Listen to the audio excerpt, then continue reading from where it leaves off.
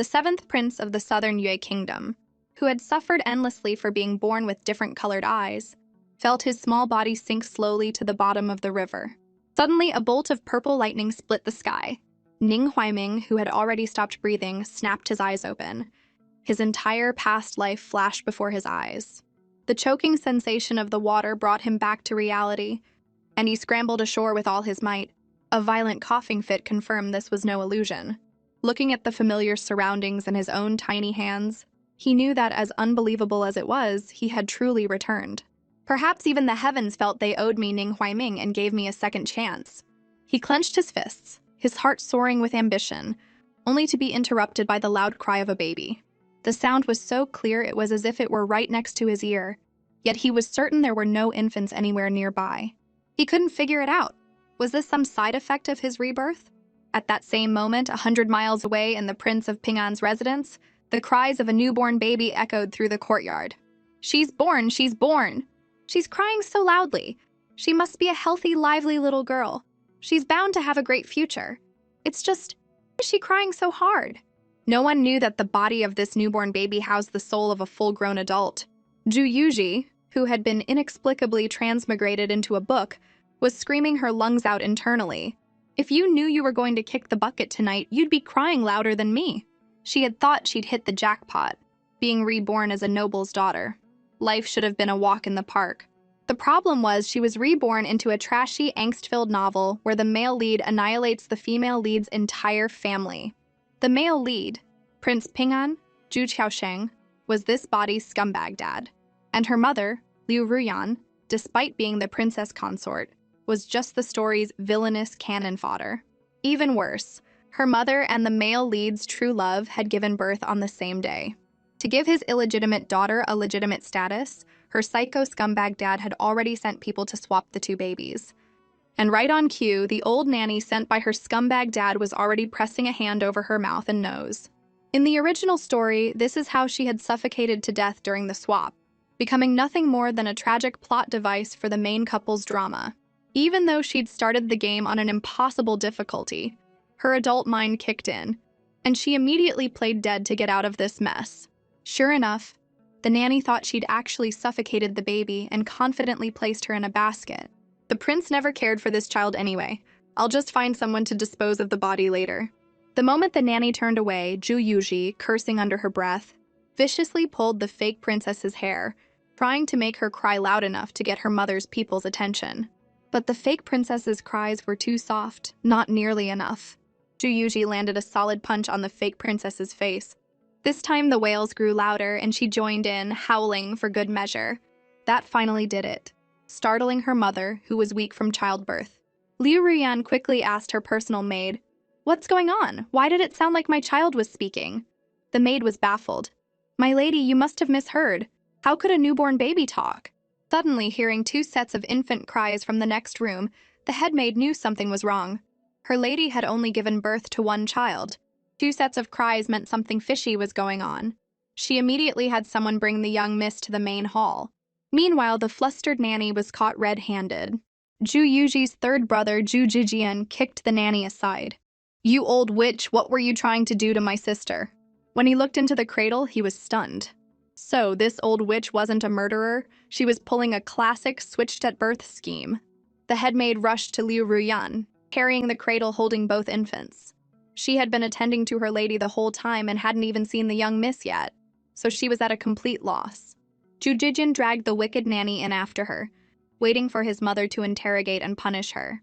Liu Ruyan slowly sat up. She had been so weak after giving birth that she had fallen asleep without even getting a look at her child.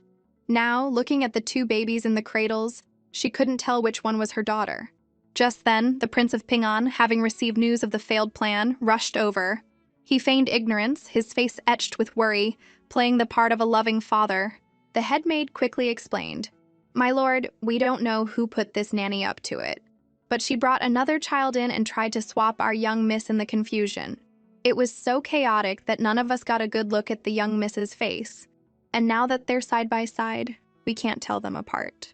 The Prince of Ping'an looked at the two babies, feeling a pang of guilt. He, of course, could tell in a single glance that the baby in the pink swaddling was his and his beloved's. Even though the plot was out in the open, he figured he could still manipulate the situation.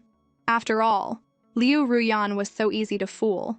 So he sat by the bed and gently asked Liu Ruyan what she thought. As long as Liu Ruyan was confused, he could openly claim the other child. And just as he'd hoped, Liu Ruyan was indeed confused, staring intently at the two babies. Seeing one baby wailing fiercely, her motherly instincts took over, and she reached out to wipe away the tears. By a stroke of luck, the fake princess grabbed her finger and stopped crying. Zhu Yuji's eyes widened in disbelief.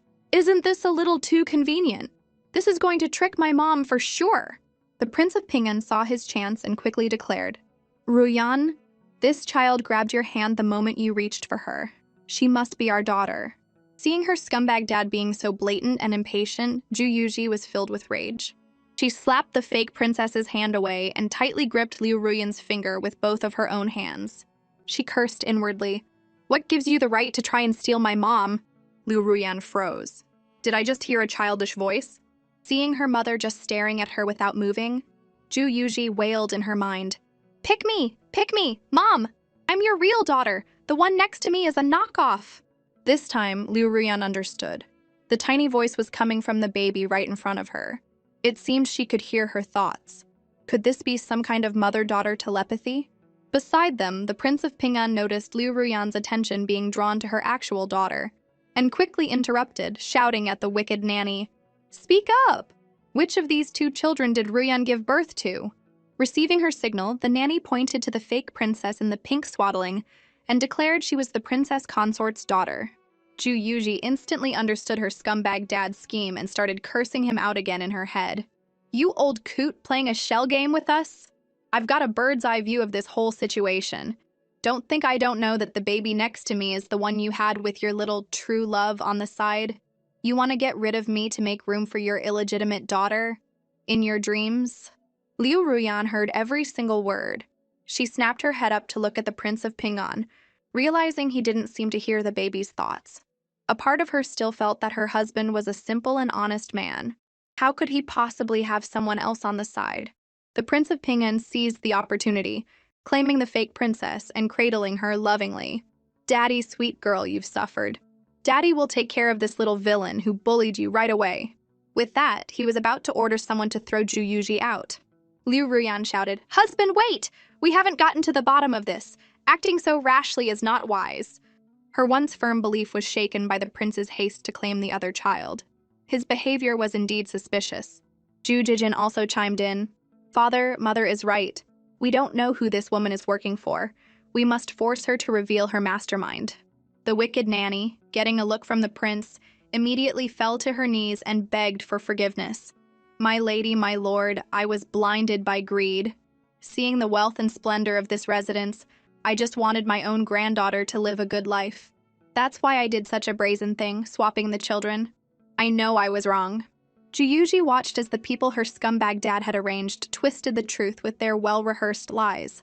She was just a newborn and couldn't expose them. Looks like there's no escaping my fate of dying at birth. She threw her hands up, giving up. So what if I have to lie in a coffin and start over? Goodbye, Mom. Hearing her thoughts and seeing her resigned posture, Liu Ruyan felt a sharp pain. She turned to the Prince of Pingan. Husband, this servant is cunning. What if she's willing to sacrifice her life, insisting her granddaughter is my child? Wouldn't that mean she gets her way? Seeing this, the prince had no choice but to move to his next plan. My dear, you have a point. How about a blood paternity test? How? Hearing her scumbag dad's words, Zhu Yuji launched into another mental tirade. I wish I could tell Mom this is another one of his schemes. Liu Ruyan saw her waving her little fists, as if trying to say something, but she couldn't hear her thoughts. For a second, she was confused. Then it hit her. Did she have to be touching her to hear them? She decisively reached out and touched her. As expected, a flood of tiny, indignant words poured into her mind. The blood test can be faked. Scumbag Dad definitely put alum in the water. Then he'll only test me and the old crone, which will seal the deal. Oh heavens, please. I'm willing to trade my scumbag dad's lifespan for a lifetime of my mom not being duped by a cheater. If that's not enough, throw in his true love on the side. The information in that tirade was enough to shock Liu Ruyan to her core. Just then, the Prince of Pingan had someone bring in a bowl of water. "My dear, this servant claims the baby in the basket is her granddaughter. Why don't we just test the two of them?" Those words completely shattered the image Liu Ruyan had of her husband. It was just as the baby had said. Her husband had been deceiving her. The warmth around her receded. Zhu Yuji sneered internally. "See? I told you. This whole world is one big royal court drama." After hearing her baby's thoughts and the Prince of Pingan's suggestion of a blood test, the illusion Liu Ruyan had of her husband shattered, and she was convinced her daughter's inner voice was telling the truth. The tenderness vanished from her demeanor. She responded coolly and agreed to do as her husband suggested. Then she subtly gave her personal maid a look, signaling her to ruin the blood test. The head maid, having served Liu Ruyan since childhood, understood her mistress's signal with a nod. She then accidentally tripped the wicked nanny, causing her to fall hard and spill the bowl of doctored water. The nanny's heart trembled. She had no idea what kind of bad luck she'd run into today. Nothing was going right. She quickly explained that someone had pushed her. Liu Ruyan shot her a cold look. "The person standing behind you was Liu Bi. Liu Bi is my personal maid. She wants to find out who my real child is more than anyone. Why would she push you? Liu Bi, get another bowl of water. We'll do the test again." This time, the Prince of Pingan started to get antsy. Suddenly, a gentle voice came from the doorway. "Why go through all this trouble?" Liu Ruyan and the prince's eldest son, Zhu walked in slowly and bowed. "Son pays his respects to father and mother. I was listening outside for a moment. I believe the blood paternity test is unreliable. Mother, do you recall before you were pregnant with sister, you accidentally fell into a frozen lake and contracted a cold illness? The doctor predicted that the illness would be passed on to the child in your womb."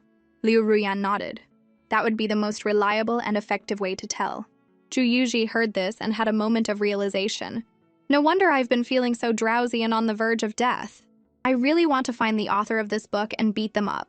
A horrible starting position is one thing, but they had to stack a frail and sickly debuff on top of it. Are they trying to kill me off faster?" The Prince of Pingan, holding the illegitimate daughter, felt his heart panic, but he maintained a calm facade. "Let's continue with the blood test. It will take too much time to summon a doctor now." But before he could finish, his eldest son cut him off. "Father, that won't be necessary. I happen to bring a doctor back with me. Let's have him take a look at my sister." The Prince of Pingan hadn't expected his son to be so prepared, blocking all of his excuses. He silently shut his mouth. At this point, swapping the daughters was impossible. He started to wonder how he could save his illegitimate child. The doctor came over, took one look, and exclaimed, "Oh no, this child has a high fever." That declaration was as good as a verdict. The baby before them was her daughter. Liu Ruyan no longer hesitated and picked up her child, her heart filled with worry. The Prince of Pingan, however, stood there like a cold outsider, just watching her. Her worried expression registered with Zhu Yuji, who forced herself to stay awake and smile, thinking, "Don't worry, Mom. According to the rules of transmigration stories, I'm the protagonist now. I won't die." Liu Ruyan was warmed by her daughter's sentiment, but also heartbroken by her husband's betrayal. Tears streamed down her face. "My daughter will be fine." The Prince of Pingan, seeing that the situation was settled, handed the illegitimate daughter to a maid he had bribed. "You're right, Ruyan. Our daughter will be fine. In my opinion, this wicked servant should be beaten to death, and then we'll throw the bastard child out." Liu Ruyan had already seen through her husband's act. With the love gone, she was as hard as steel. She declared loudly, "The beating won't be necessary. Guards, take this bastard child and this wicked servant down and lock them up. No one is to enter without my permission. If anything happens to my daughter, I will hunt down the person behind this and have them sliced into 1,000 pieces." Zhu Yuji waved her tiny fists, giving her mom a mental thumbs up. Mom is so cool. She's a villainous, after all. The Prince of Pingan couldn't shake the feeling that his wife's words were directed at him, and a mix of guilt and unease churned within him. Zhu sensed the subtle tension between his parents and wondered what had happened between them. Meanwhile, in the 7th Prince's chambers, Ning Huaiming was jolted awake from a dream. His clothes were soaked in sweat. He felt a sense of unease. In his dream, he had felt drowsy, agitated, and even on the brink of death, but upon waking, he felt completely fine. And unlike the infant's cries he'd heard last time, this time he heard a faint whisper, as if someone was calling out, "Mommy." Who is that? Could someone have poisoned me to cause these hallucinations? After the child swapping incident, Liu Ruyan didn't dare let her daughter out of her sight, holding her all night without letting go. Her headmaid had to gently remind her, "My lady, please let me take the young miss. You've been watching over the fifth miss all night without sleep. I'm afraid your body won't be able to take it." Liu Ruyan looked at her sleeping daughter in her arms and shook her head. "It was my negligence that caused her to suffer like this. I can't rest easy unless I'm watching her with my own eyes." Just then, Zhu Yuji woke up. The first thing she saw was a flawless, beautiful face, and she was completely mesmerized. "Mom is so beautiful!" Seeing the young miss was awake, the headmaid tactfully went to find the doctor. Liu Ruyan saw her daughter staring at her without blinking and wondered what she was thinking. She gently stroked her daughter's cheek. Her daughter's tiny, cheerful voice once again echoed in her mind. "Oh my God, Mom, you're gorgeous. This beauty could have me wrapped around your finger forever. You truly are the legendary Emperor Ruyan, who's been through it all. Scorn, poverty, wealth, ruin, and villainy, but has never once been ugly. No wonder you dominate half the web novel world." She snuggled happily in Liu Ruyan's arms. "From now on, I have a mommy too." Hearing her daughter's joyful thoughts, Liu Ruyan's mood lifted slightly.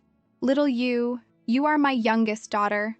Your big brothers, third brother, fourth brother, and I will protect you. And your father—" She stopped abruptly.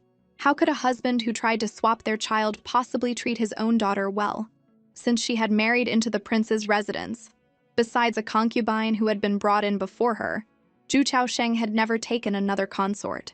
The world praised the Prince of Pingan for doting on his wife, but if not for little Yu's birth, she would never have known he had a so-called true love on the side.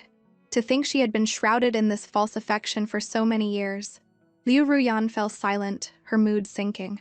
Zhu Yuji sensed her mother's mood shift and figured she was thinking about her scumbag dad. She reached out her chubby little hands, trying to draw her mother's attention. The clumsy but heartwarming gesture melted Liu Ruyan's heart. She smiled happily, pushing the scumbag out of her mind and nuzzling her precious daughter affectionately. Zhu Yuji's heart bloomed with joy. Even though it feels a bit embarrassing to be acting like a baby, this feeling of being treasured by a mother is just the best. Liu Ruyan heard her thoughts and felt her daughter was a bit starved for affection. She decided she would have to give her even more love. She planted a kiss on her daughter's chubby cheek. Zhu Yuji's face immediately turned red and she squealed internally, "Mommy smells so good! Mommy kissed me! Mommy's lips are so soft! I love Mommy so much!" Liu Ruyan laughed happily at the sight. "Is our little Yu getting shy? Little Yu is so cute." As the mother and daughter were happily bonding, the eldest son, Jujimu, walked in. "Mother, I came to see you and little Yu. How is she doing?" He carefully examined his little sister.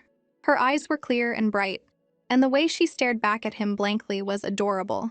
She seemed to be fine. He straightened up and looked at Liu Ruyan seriously. "Mother, there's something I don't understand. You locked up that wicked nanny and forbid anyone from visiting, not even father. And last night I saw your servants take away the bowl from the blood test. You suspected there was something wrong with the water, didn't you?" Liu Ruyan lowered her head without a word. She knew her eldest son had always been sharp and must have noticed something was off. But the matter of her daughter's inner voice was too strange to explain directly. After a long silence, she looked up and asked tentatively, "Mawar, what do you think of your father?" Jujimo narrowed his eyes. "Do you really want me to say it, Mother? Do you remember when it was time to name the heir? I said I had no intention of inheriting the title, and soon after, rumors spread that the second brother, born to concubine Jiang, would become the heir. I found it strange at the time. Lady Zhang is a cautious woman. Even if I wasn't the heir, she would never start such a rumor." Then father went to court and reported to His Majesty that he had already decided the heir could only be born of his official wife, and requested the emperor to name third brother as the heir. At the time, many officials praised father for being a devoted husband, saying the Prince of Pingan was a good son-in-law and that grandfather could rest easy promoting him. After that, father's reputation as a devoted husband spread, and it was from then that he, who had held a minor post since inheriting his title, was promoted to the Ministry of Revenue with grandfather's help. From that moment on, I always felt that father was not the simple and honest man he appeared to be. I asked you several times how father treated you. You should remember, right? As Liu Ruyan thought back, an indescribable sadness washed over her. So her son had been trying to warn her for so long. And she, lost in love, had been blind and deaf to it all. Zhu Yuji sensed her mother's mood was about to plummet again and quickly reached out with both hands to cup her mother's face, keeping her from sinking into despair. "Scumbag Dad isn't worth your sadness," she babbled, trying to get her attention. The perceptive Zhu Jimu immediately noticed how unusually bright his baby sister was. He leaned in with a smile. "This little girl, little Yu, seems quite clever. She even knows how to comfort people." He reached out and poked Zhu Yuji's cheek curiously. Zhu Yuji looked at her big brother's smiling eyes and grumbled to herself, "No wonder they say the ones with the narrow eyes are the real masterminds." He figured out Scumbag Dad was shady long ago, as expected of the smartest man in the book, who also dies the earliest. The string of praises echoing in Jujimu's mind made him freeze. What the hell, was that my little sister speaking? Before he could react, his little sister's inner voice dropped a bombshell on him. Originally, Mother Liu Ruyan was supposed to die of illness soon, killed by Scumbag Dad so he could marry his true love. When Big Brother found out something was wrong, he immediately started investigating Mom's death. Just then, the Emperor ordered him to go on a diplomatic mission to an enemy nation. On his way back, Big Brother was ambushed. When he finally returned after barely surviving, he completely snapped and became a dark, twisted figure, the Emperor's 9,000-year-old eunuch. To climb to the pinnacle of power, he killed loyal ministers, framed good people, and orchestrated countless injustices, only to end up being torn apart by 5 horses. As Zhu Yuji recalled this, she gripped Zhu Jimu's finger tighter, babbling out loud while sighing internally. "Big bro, you've got to be a better person from now on. I'll be watching you." Liu Ruyan saw the twitch at the corner of her eldest son's mouth, which looked exactly like her own reaction when she first heard her daughter's thoughts. She guessed that her son could hear them too, and gave him a subtle shake of her head. Thinking about her son's future fate, being torn apart by 5 horses, her eyes filled with terror and worry. Zhu Jimu suppressed his shock and quickly processed the situation. "This newborn sister of mine seems to be able to see the future. No wonder Mother had such a sudden change of heart. It must be related to little Yu's ability." He wondered if anyone else could hear her. He decided he needed to test his sister's strange ability, to make sure no one with ill intentions found out. A loud announcement, "His Lordship the Prince has arrived," made all 3 of them jump.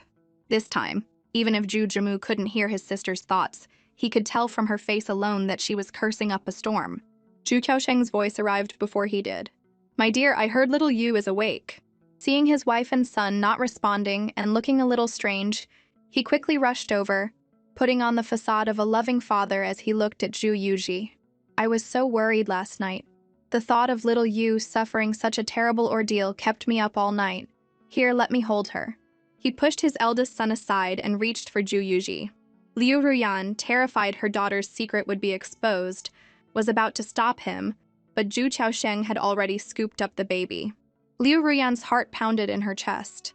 If she tried to snatch the baby back, it would only draw more attention. She suppressed her anxiety and carefully watched the prince's reaction. Zhu Qiaosheng looked at Liu Ruyan, confused. "My dear, why are you so nervous?" He then used his hand to feel the baby's forehead. "Thank goodness the fever is gone. Otherwise, I would have had to go to the palace to find the Imperial physician." He looked down at the daughter in his arms, who seemed to be rejecting him, which he found odd.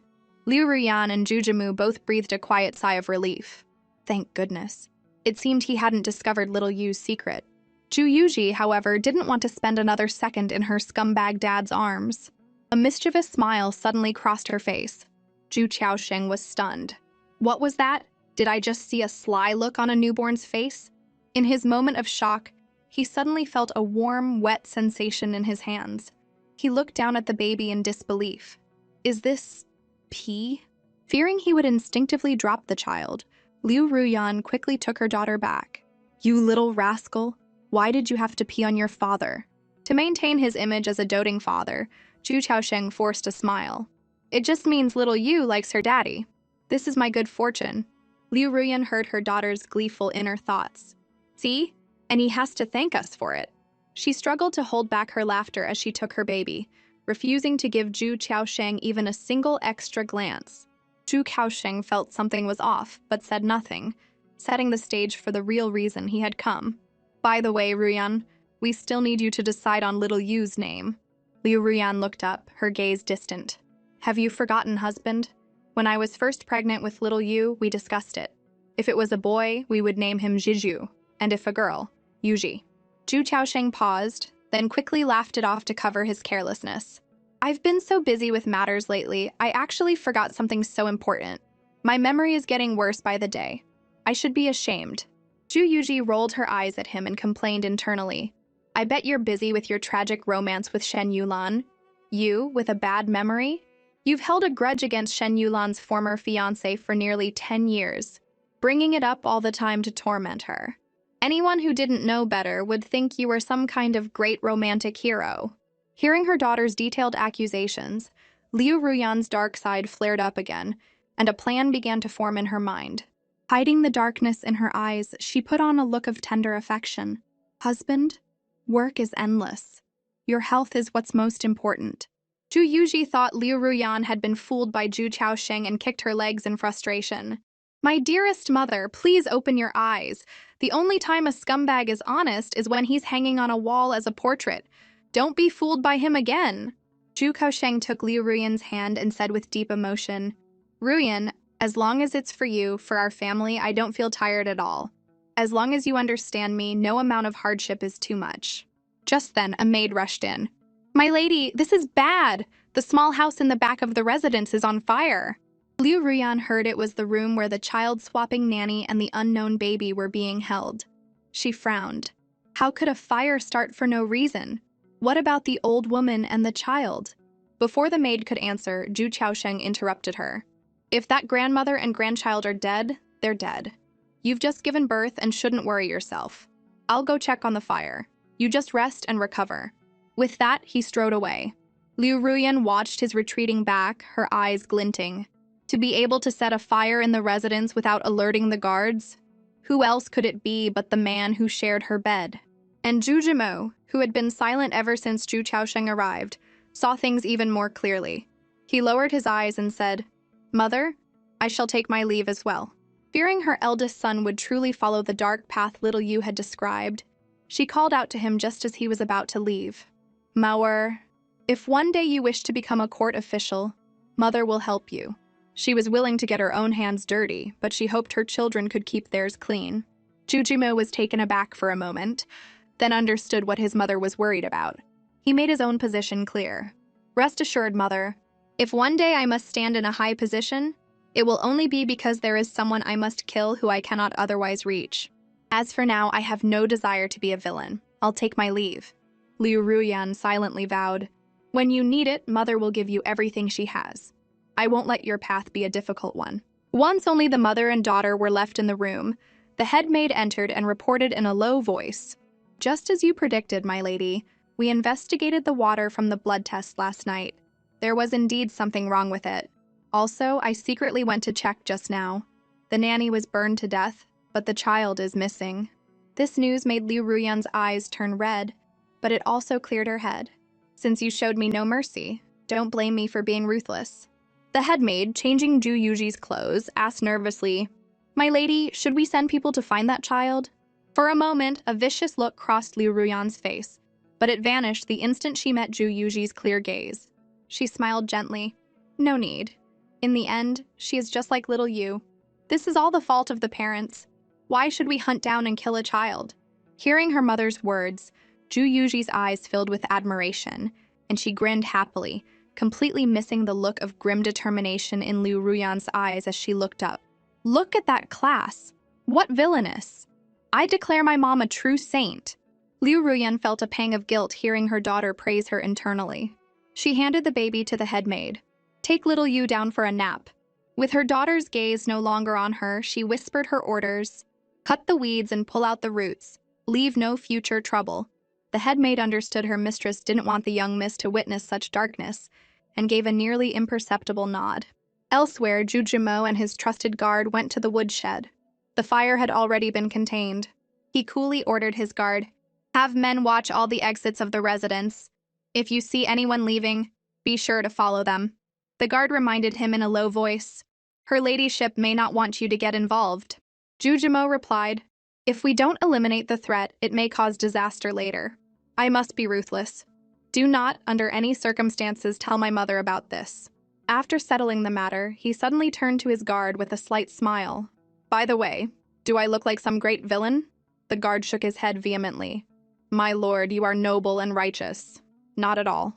Jochimo mused. "Is that so? It seems I have a talent for being a good person. Mother, I'm sorry I've broken my promise." Meanwhile, in the Imperial Palace, the seventh prince, Ning Huaiming, was once again trapped in a nightmare.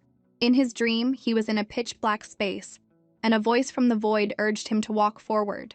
After a few steps, a screen of light suddenly appeared. On it, a beautiful woman was gently rocking a small cradle, sighing to the child inside. "Even if this child loves this night-luminescent pearl, she can't be chewing on it while she sleeps. I shouldn't have let you see it when your aunt gifted it." Ning Huaiming watched the scene, thinking of the baby's cries that often haunted his dreams.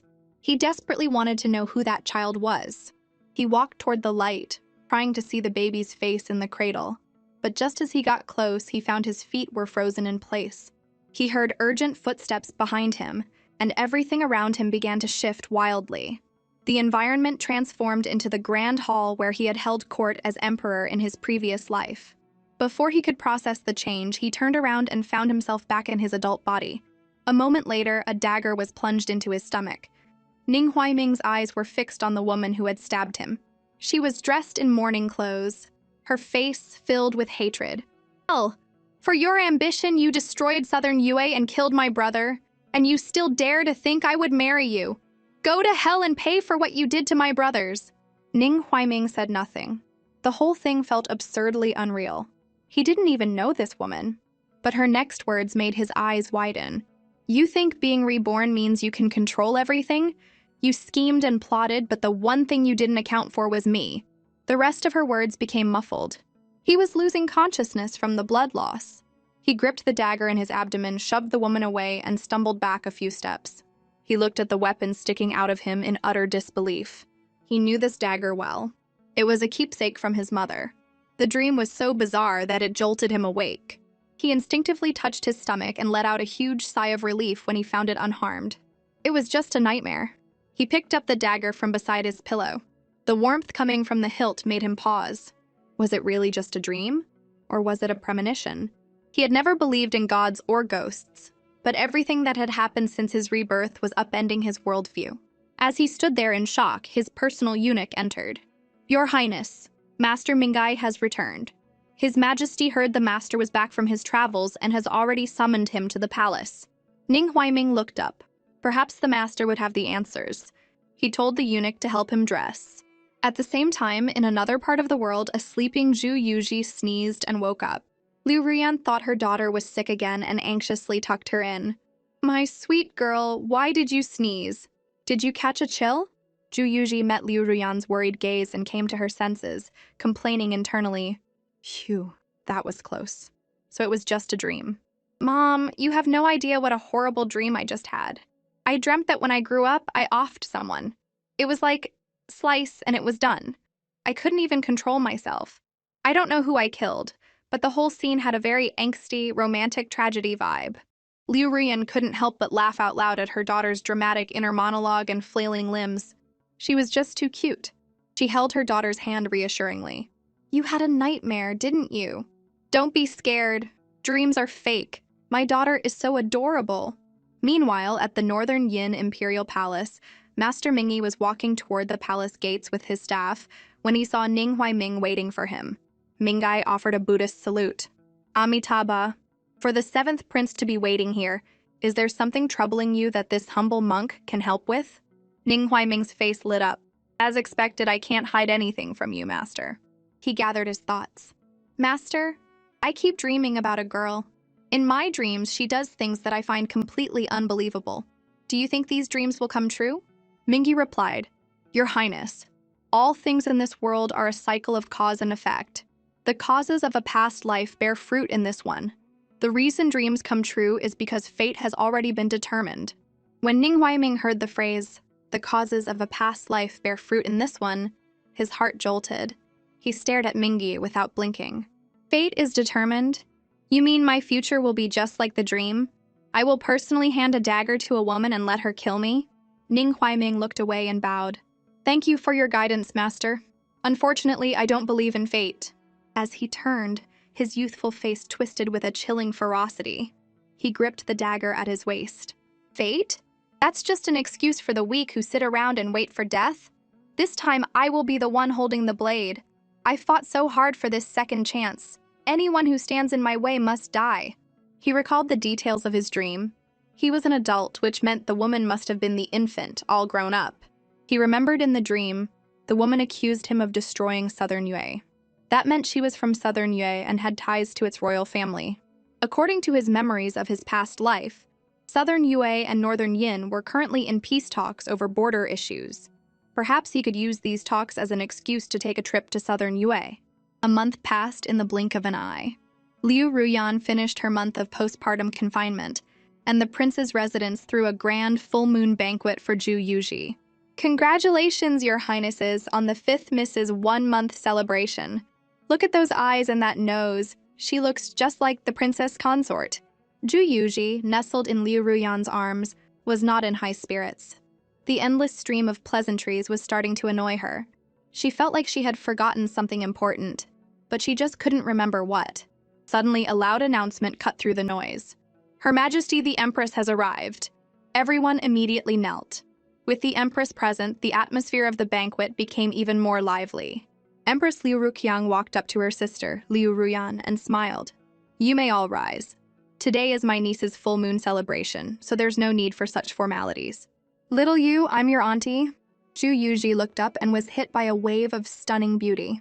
In the next second, her lost memory came flooding back. Her heart dropped. Empress Liu Ruqiang, her biological aunt. "I knew I forgot something. I forgot about my own aunt's impending death. Oh my god, my auntie is going to die tonight." Empress Liu Ruqiang was the villainous first love in the first book of the tragic romance trilogy. The Liu family was basically a factory for producing villainous female side characters.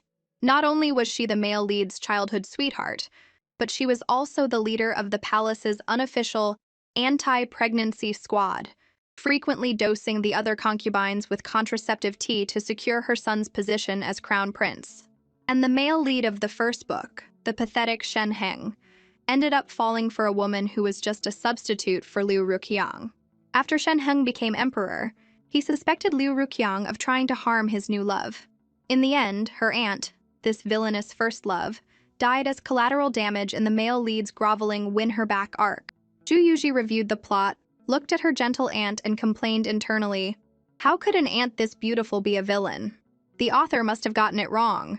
Liu Ruqiang was amused by Zhu Yuji's ever-changing expressions and poked her cheek affectionately. "Look, little Yu even has a little red mole between her eyebrows. She looks just like a little acolyte from a temple." Zhu Yuji, who already adored her beautiful, sweet-smelling aunt, grabbed her hand and snuggled against it. With that touch, her inner thoughts came through loud and clear. "Hello to my breathtaking, drop-dead gorgeous, and unbelievably elegant auntie." The smile on Liu Ruqiang's face froze instantly. "What was that? Did I just hear little Yu talk? That's impossible, a 1-month-old baby can't talk." But then another tiny, indignant voice echoed in her head. "My beautiful aunt is going to die tonight. That scumbag Shen Heng must have a screw loose. It was his idea to find Yan Yuer to be my aunt's replacement. And now that this replacement is about to die, he's suddenly in love with her. Fine, be in love. You two can play your little win-her-back game, but why does my aunt have to suffer for it? You couldn't find a single decent nerve in his body if you mined for it. And yet my aunt has run into 2 of these psychos at once. This is outrageous. I will not let you two ruin my wonderful aunt." The furious Zhu Yuji had no idea what a massive shock her thoughts had just delivered to Liu Ruqiang. She was frozen to the spot as if struck by lightning. Little Yu said Shen Heng wants to kill me? But if she's just making it up, how would she know about Yan Yuer? That Yan Yuer little Yu mentioned. She must be that noble lady living in the remote palace. The woman who looks so much like me. Shen Heng had told her he only found Yan Yuer to ease his longing for me, that he had no feelings for her. The thought that her husband, her partner of so many years, wanted to kill her. finally made Liu Ruqiang's eyes well up with tears. She was sad, but more than that, she was filled with resentment. She had sacrificed so much for his position, and while she was doing that, he was having an affair with another woman. Now, he was going to kill her for that woman. Liu Ruyan saw that something was wrong with her sister's expression and had a suspicion. My sister must have heard our daughter's thoughts too. She nudged her gently. Sister, what's wrong? Liu Ruqiang snapped back to reality and forced a smile. Yaner, it's been so long since we've seen each other. I'd like to stay and talk with you tonight. Liu Ruyan immediately agreed. I would love that. Liu Ruqiang turned and instructed her lady-in-waiting, Hongju. Take my token back to the palace and ask the emperor for his favor. Tell him I wish to stay the night at the Prince of Ping'an's residence. Just like Liu Ruyan before her, Liu Ruqiang was now done with love and ready to crush a scumbag. It was time to remind the emperor of the vows he once made. It didn't matter if a man's heart strayed. You just had to pluck it out. Zhu Yuji was visibly surprised. What's happening? I was all ready to cry my lungs out to make sure she could stay the night, but they're not even giving me a chance to perform? Meanwhile, after a month of arduous travel, the envoys from Northern Yin finally arrived at the capital of Southern Yue. Just as they were about to enter the city, they stopped. After the convoy halted, someone approached Ning Huaiming's carriage. Your Highness, we are almost at the capital. Why don't we rest outside the city for today? Ning Huaiming's attendant pulled back the curtain, and seeing it was still early, said, Instead of hurrying into the city, you want His Highness to stop and rest outside? What is the meaning of this? The envoy ignored the attendant and spoke directly to Ning Huaiming. Your Highness, you may not understand. This is a diplomatic negotiation. If we rush into the city, Southern Yue might mistake it as a sign that Northern Yin is afraid of them. If Southern Yue is sincere about the peace talks, they will naturally send someone to welcome us.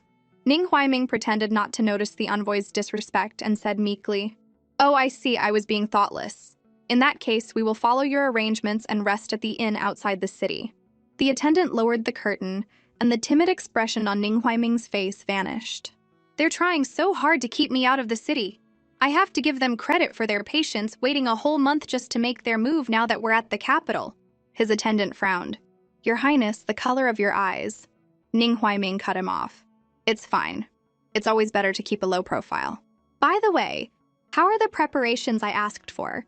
The attendant responded respectfully. Rest assured, Your Highness, everything is ready.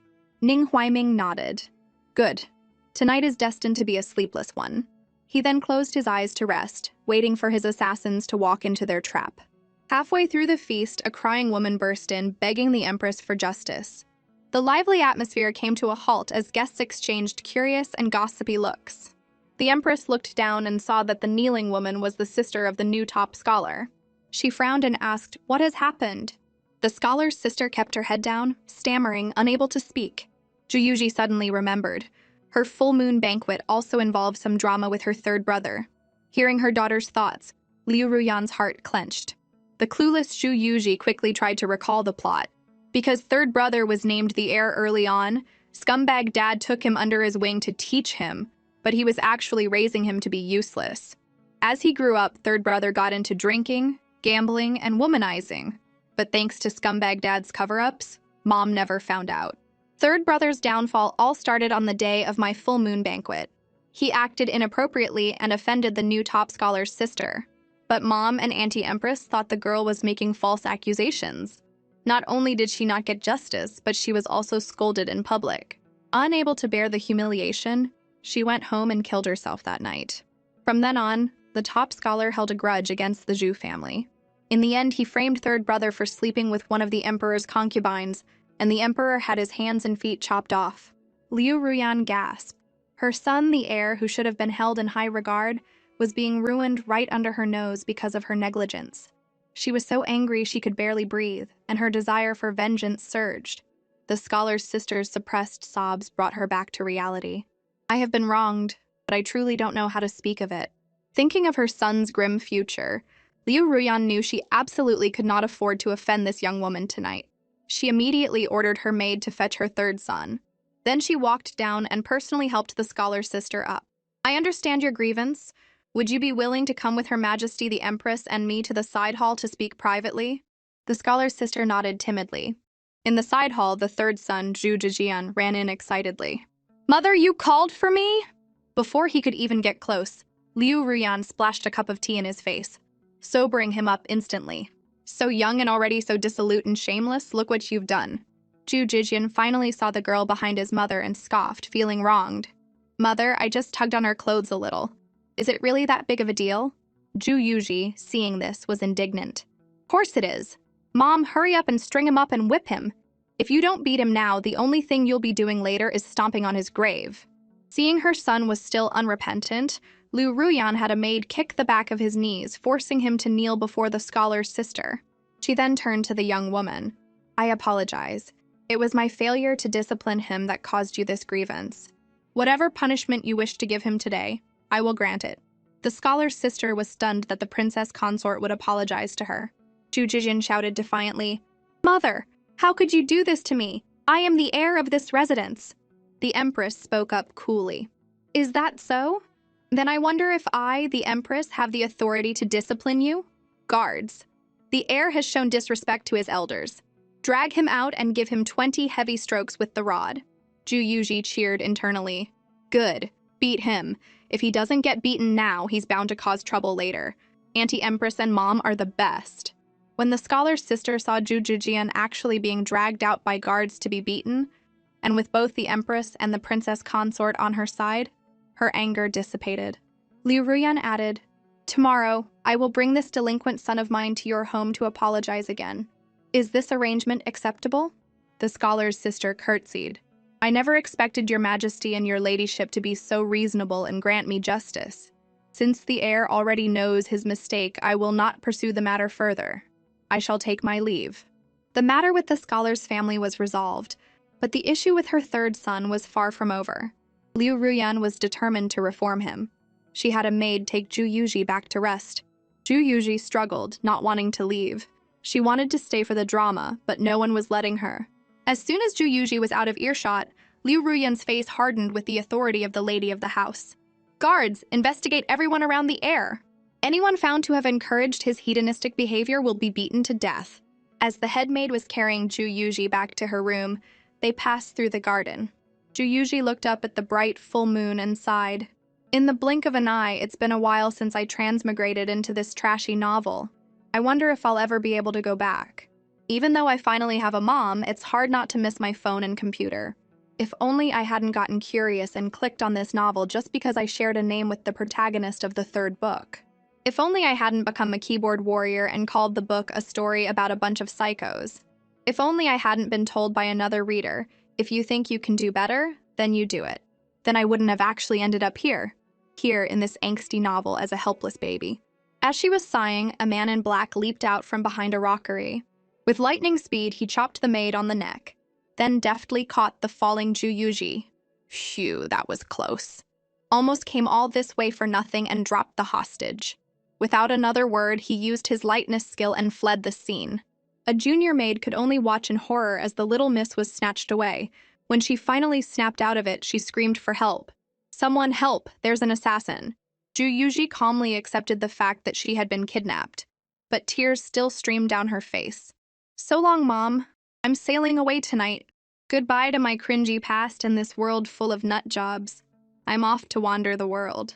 Meanwhile, at the inn outside the city, a group of men in black crept silently into Ning Huaiming's room. They walked to the bed with their swords drawn. Seeing the bulge under the covers, they stabbed down without hesitation. But the feeling was wrong. When they pulled their swords out, they were covered in goose feathers. They knew they'd been tricked. They ripped the covers off, and sure enough, it was just 2 pillows. One of the men in black roared in frustration. "We've been had! That kid Ning Huaiming isn't even in the room. He must have gone into the city. After him! If you see any kid around his age, kill them on sight. Better to kill the wrong one than let him get away." Back in the city, the man in black who had snatched Zhu Yuji had originally planned to take her out of the city. But to his surprise, the Zhu family had sealed the city gates with incredible speed and even mobilized the city patrol. It seemed he would have to hide first and then try to sneak out in the morning. As he hesitated, the city patrol rushed toward the alley where he was hiding. The man looked at the baby in his arms and grit his teeth. "I can't move with a baby. I'll have to hide her for now. Once the patrol leaves, I'll come back for her. Ju Yuji struggled against the man's hand. Dude, kidnap me if you must, but can you not cover my face? I can barely breathe. What is it with people in this world and their face-covering fetish? Having made his decision, the man removed his hand from Ju Yuji's mouth. Just as she was about to cry out, he quickly stuffed something in her mouth to keep her quiet and from revealing their location. Ju Yuji had just caught her breath when her mouth was plugged again. She rolled her eyes in exasperation. The man, ignoring her discomfort, placed her on the ground and covered her with an empty basket. He then quickly left the alley, thinking his plan was foolproof. He never would have guessed that just as he left, a small child dressed as a beggar would enter the alley. It was none other than a disguised Ning Huaiming, on the run from his own assassins. It was one thing after another. Ning Huaiming's disguise had fooled the assassins, but now the citywide lockdown had completely ruined his plans. Unfamiliar with the capital's layout, he decided to hide in a deep alley for a while. He walked over to a pile of baskets. Just as he was about to lift one, he heard the basket in front of him speak. Tui, let me teach you a lesson today. No matter how clever you think you are, someone's always cleverer. You really think a tiny walnut can shut me up? If it weren't for Ning Huaiming's past life memories and steady composure, he would have screamed and given himself away. Ju Yuji, oblivious inside the basket, was struggling to push it off, but to no avail. She finally gave up in frustration. Damn these useless, tiny arms! If she couldn't move, she'd just have to scream her head off. She took a deep breath, preparing to wail and attract her family's attention. The next second, the basket was unexpectedly lifted off her. A baby and a boy stared at each other in silence. Ning Huaiming stared at Ju Yuji, his mind full of questions. Why is there a baby under a basket? And how can a baby this young already talk? Ju Yuji saw that it was just a kid who had found her, but she figured she was saved nonetheless. Suddenly, the sound of hurried footsteps came from around the corner. Ning Huaiming's heart tightened. The assassins must have caught up. He had no time to ponder the mystery of the talking baby. He immediately picked her up and plopped the basket back over both of them. Ju Yuji was dumbfounded. Wait, so you're not here to save me? You're here to steal my hiding spot? The footsteps stopped right in front of their basket. Ning Huaiming tensed. Fearing the baby in his arms would make a sound and give them away, he clamped a hand over her mouth. And then he heard it. Here we go again. You're not the first guy, but you're being a little rude. You're not even going to save me, and now you're squatting in my spot and covering my mouth? So annoying. Why is it always the mouth? In the darkness, Ning Huaiming froze. I'm covering her mouth, so how can she still be talking? Besides, she's not old enough to talk, right? A moment later, he was sure of it. He was hearing the baby's inner thoughts. But how could he hear her thoughts? In this situation, he didn't have time to dwell on it, because the men hunting him were now speaking. Boss, I saw him run this way with my own eyes. How did we lose him? Useless. Can't even handle one kid. Let's go, keep looking. If he really gets away, he'll be a huge problem later. Hearing the men leave, Ning Huaiming waited a moment before lifting the basket. He put Ju Yuji down and looked around. Fearing he would just leave her there, she quickly grabbed the corner of his tunic and flashed him a cute, pleading smile. She shouted in her mind, we shared a basket! How about you save me? I was kidnapped! If you take me home, I'll be your honorary sister for life. Hearing this, Ning Huaiming's expression became unreadable. He thought of the child from his dreams, the one with whom he seemed to share some mysterious connection. A newborn baby, dressed in expensive clothes. Could it really be a coincidence? He turned and knelt down, pretending to talk to himself, but secretly trying to probe Ju Yuji's thoughts. Looks like we're in the same boat, both abandoned by our families. But you're too little. I can't take care of you. What should I do? Ju Yuji didn't know her thoughts were being broadcast and was moved to tears. I have a night luminescent pearl bigger than my fist. If I have to, I guess I could give it to you. Ning Huaiming's suspicion grew. The child in his dream was also obsessed with a night luminescent pearl. Could the child he was looking for be the one right in front of him? Could it really be such a coincidence? And this special ability to hear someone's thoughts? How did it work? Perhaps he could use this ability to find the answers that had plagued him for so long. He put on a harmless smile, but his voice grew colder. I don't even know where your home is. I guess I'll just leave you at the local government office. Hearing this, Ju Yuji's tears instantly dried up, and her shattered hope was pieced back together. She wanted to kowtow to the kind-hearted boy before her. You're a true saint. Thank you, my living Buddha. Just as Ning Huaiming bent down to pick her up, an arrogant voice boomed from behind them. Well, well, little brat. I knew we were in the right place, so you were here all along. They both whipped their heads around. Zhu Yuji clung tightly to Ning Huaiming, her mind racing. They came back? Their intelligence is actually making me a little scared. A fight was inevitable. He looked at Zhu Yuji and whispered, Can you hold your breath? If you understand me, nod. If not, you're about to take a nap. Caught off guard, Zhu Yuji nodded instinctively, completely forgetting that a normal baby shouldn't be able to understand him. She responded enthusiastically in her mind, I get it. Just hold my breath. I'm an expert at playing dead. I survived my own birth by faking it. You can check my record. Ning Huaiming weighed Zhu Yuji in his hands and smirked. So she really does understand. Okay, on the count of 3, hold your breath. Zhu Yuji then realized her mistake and clapped her hands over her mouth. I blew my cover. Wait, how did you trick me? Ning Huaiming was now certain. This child was special. He tossed her into the air, yelled 3, and threw several smoke pellets from his sleeve with his other hand. White smoke instantly filled the alley. Under the cover of the smoke, he caught Zhu Yuji and slipped smoothly out of the encirclement. Before she passed out, Zhu Yuji sent one last thought toward Ning Huaiming. I'm heartbroken. True heartbreak isn't loud and dramatic. It's this. I've never met anyone so unpredictable in my life. Ning Huaiming's smoke pellets not only bought him time to escape, but also attracted the city patrol, which finally helped him shake off the assassins. He found a safe place to hide. Sometime later, Zhu Yuji slowly woke up. Brr, it's so cold. Did I just have a nightmare about being kidnapped? She opened her eyes to a dusty, empty room. She was lying on top of the boy who had tricked her. So it wasn't a dream. But when she saw the boy's eyes were closed, his face pale and lifeless, a shrill scream erupted in her mind. The kid's dead? She flailed her limbs trying to get off the corpse. But at just 1 month old, she was all will and no power. She started to wail. The commotion woke Ning Huaiming. He managed to force out a few words. Don't move. Zhu Yuji froze and looked at him. Oh, so you're not dead. Then why didn't you say anything? You nearly scared me to death. Wait, your shoulder is bleeding. What do we do? You can't die on me. Ning Huaiming had been hit by a poisoned dart during his escape.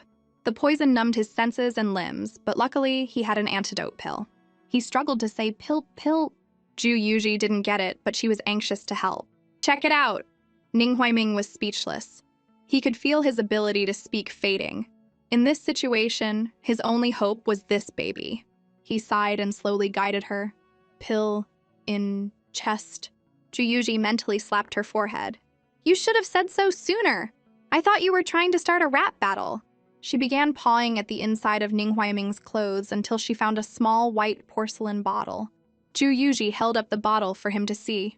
Ning Huaiming couldn't speak at all now, and couldn't tell her how many pills to use. He could only manage a slight nod. Seeing this, Zhu Yuji pulled out the stopper, dumped all 5 pills from the bottle into her hand, and then stuffed the entire handful, hand included, into Ning Huaiming's mouth. Unable to speak, Ning Huaiming could only watch as, for the first time in 2 lifetimes, someone force-fed him medicine and her own fist along with it. Zhu Yuji justified her actions. My hands are small, I was afraid I'd drop some. You'll have to deal with it. As long as you live, I'd swallow a sword for you, let alone a fist. Ning Huaiming wanted to cry. One of those pills is worth a fortune. I'm not swallowing medicine, I'm swallowing gold. Not long after being medicated, the poison subsided. Ning Huaiming patched himself up and then fell asleep, holding the exhausted Zhu Yuji. As he watched her curled up on his chest, his crimson eyes flickered. The endless stream of her thoughts replayed in his mind. It didn't add up. This girl was a mischievous little imp. The woman in his dream, who plunged a dagger into his chest, was filled with sorrow and resentment. Their personalities were worlds apart. How could they be the same person? Looking at the chubby, cute infant sleeping on his chest, his hand moved on its own and poked Zhu Yuji's cheek. His first thought was, it's pretty soft. Zhu Yuji opened her eyes and stared up at him. Why did you poke me? Under Zhu Yuji's shocked and accusatory gaze, Ning Huaiming quickly snatched his hand back and looked away. He thought to himself, so it wasn't a hallucination. Such a strange thing really exists in this world. You can hear someone's thoughts just by touching them. This child is bizarre. Logically, he should eliminate any potential threat, but this child had, in a way, saved his life. His faint sense of compassion was stirred. Fine, I'll just leave her here to fend for herself. That counts as me doing my part. With that thought, he slowly got up. Ju Yuji was stunned. Kid, you're all better? Great, let's get out of here. She even held up her arms, asking to be picked up. However, Ning Huaiming simply placed her on the ground, stood up, and started walking toward the door. Ju Yuji felt her world crumble. Wait, bro? Big bro? My sworn father? You're just leaving? You're making me feel like it was my bad luck to have ever met you. If you're not going to save me, could you at least release me into the wild? Just put me on the street somewhere obvious. I'm not picky. As she watched Ning Huaiming walk out the door, Ju Yuji's heart broke and she started wailing. She was hoping to make enough noise to attract attention when she saw Ning Huaiming turn around and walk back in. He looked at her with a complicated expression. What are you crying for? Ju Yuji stopped. Didn't you just leave? Ning Huaiming gave a small, resigned laugh. He was about to say something when a commotion erupted outside, and a large group of soldiers flooded into the room. Without a second thought, Ning Huaiming snatched Ju Yuji, his grip tightening around her instantly. He assumed the soldiers were there for him, and his eyes filled with vigilance. Ju Yuji looked from the soldiers to Ning Huaiming, and then it all clicked. She was overcome with emotion. Kid, I misunderstood you. You went to get help. I'm so blind, I can't believe I was just cursing your entire family tree. She snuggled against him affectionately. Ning Huaiming fell silent. That wasn't quite what was about to happen. He thought to himself, go ahead and misunderstand. Just as Ju Yuji was trying to make up with him, she heard a familiar voice. Little sister, it really is you. Her big brother Ju Jimu was the first one to rush in. The moment Ju Yuji saw her brother, all her tough girl act crumbled. Ju Jimu reached out to take her, but Ning Huaiming took a step back. That simple, evasive move made Ju Jimu's eyes darken. Who are you? And why is my little sister with you? Fearing a misunderstanding, Ju Yuji quickly explained to Ning Huaiming in her mind, Kid, that's really my big brother. Give me back to him, please don't you two start fighting. After hearing this, Ning Huaiming proactively handed the baby over. My name is Ning Qi. My family runs a security escort business. My apologies, someone tried to snatch the child earlier, so I assumed you also had ill intentions. Ju Jimo, who could also hear his little sister's thoughts, narrowed his eyes, sizing up Ning Huaiming. After all, for a boy this young to rescue little Yu from vicious kidnappers, he had to be more than he seemed. Young Master Ning, you saved my sister. I don't know how we can ever repay such a great kindness. But if your family is in the security business, how did you end up in such a state? Ning Huaiming hadn't expected Ju Jimo to be so sharp. He feigned embarrassment and stammered, my stepmother is trying to take over the family business, so I had no choice but to go into hiding. Ju Yuji felt a surge of pity for the boy. How pitiful! Is this like the ancient version of Snow White and the Seven Dwarfs? By the time Liu Ruyan arrived after getting the news, she saw Ju Yuji safely in Ju Jimu's arms. Without a word, she took the baby from her son and burst into tears. My little Yu, thank goodness you're all right. Who was it that took you?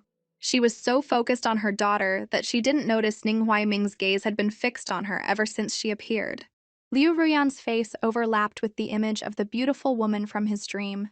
Ning Huaiming's gaze then fell back on Ju Yuji. So the dream was real. And it really was that much of a coincidence. This child was the woman who would one day kill him. The sword that had been hanging over his head finally fell. What he regretted most was that, because of a moment of foolish compassion, he had personally protected his own executioner. Back in her mother's arms, Ju Yuji couldn't hold back her tears any longer, letting out all her grievances in her mind. Mom, I'm back from my little trip, and it's all thanks to that kid. He's my hero. Listening to her daughter's mental tirade, Liu Ruyan's mood finally settled. She looked at Ning Huaiming. You must be the young man who saved my daughter. Thank you is not enough. If you don't mind, would you be willing to stay at our residence for a while? Ning Huaiming, having seen Liu Ruyan and confirmed the overlap with the woman from his dream, knew for certain that the infant before him was the person who would one day kill him. He regretted his moment of foolish compassion, but now he could use this opportunity to his advantage. Ju Yuji had no idea that the boy was secretly regretting not killing her. She just thought he was overwhelmed by the sudden offer of wealth and mentally urged him on. Don't hesitate, say yes, kid. Ning Huaiming's gaze fell on Zhu Yuji, who was smiling at him. He then smiled and nodded. All right. He followed them back to the residence, fists clenched tightly, and silently vowed, "This time, I won't go soft." When Liu Ruyan returned to the residence with Zhu Yuji, she was surprised to see someone who had been gone for a long time, Zhu Qiaosheng. He had intended to gloss over his young daughter's kidnapping, but the words froze in his throat when he saw Zhu Yuji in Liu Ruyan's arms. He quickly switched to his loving father persona. "I rushed back as soon as I heard little Five was in trouble. Thank goodness she's all right. Have you caught the brazen kidnapper? If you have, I'll make sure he wishes he was never born." The moment Zhu Qiaosheng finished speaking, Zhu Yuji retorted in her mind. "Yeah, right, keep acting." Then she turned to Liu Ruyan with teary eyes, continuing her mental report. "Mom, he's the real mastermind behind my kidnapping. Based on my years of watching detective shows, there's only one truth. His plan to swap me at birth failed, so he decided to try again.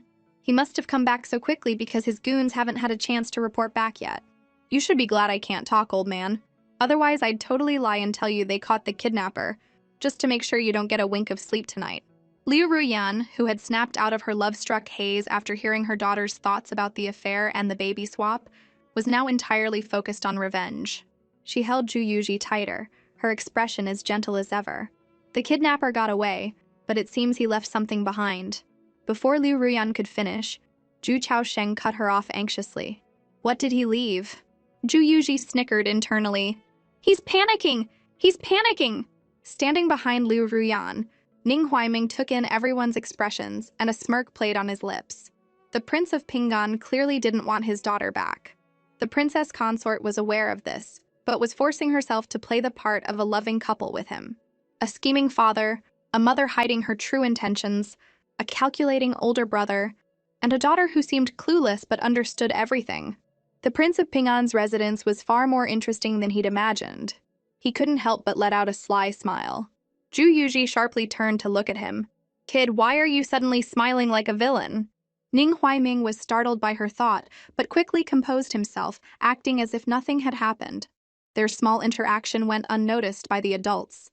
After keeping Zhu Qiaosheng in suspense, Liu Ruyan finally responded with a smile. "Evidence or not, it's not important.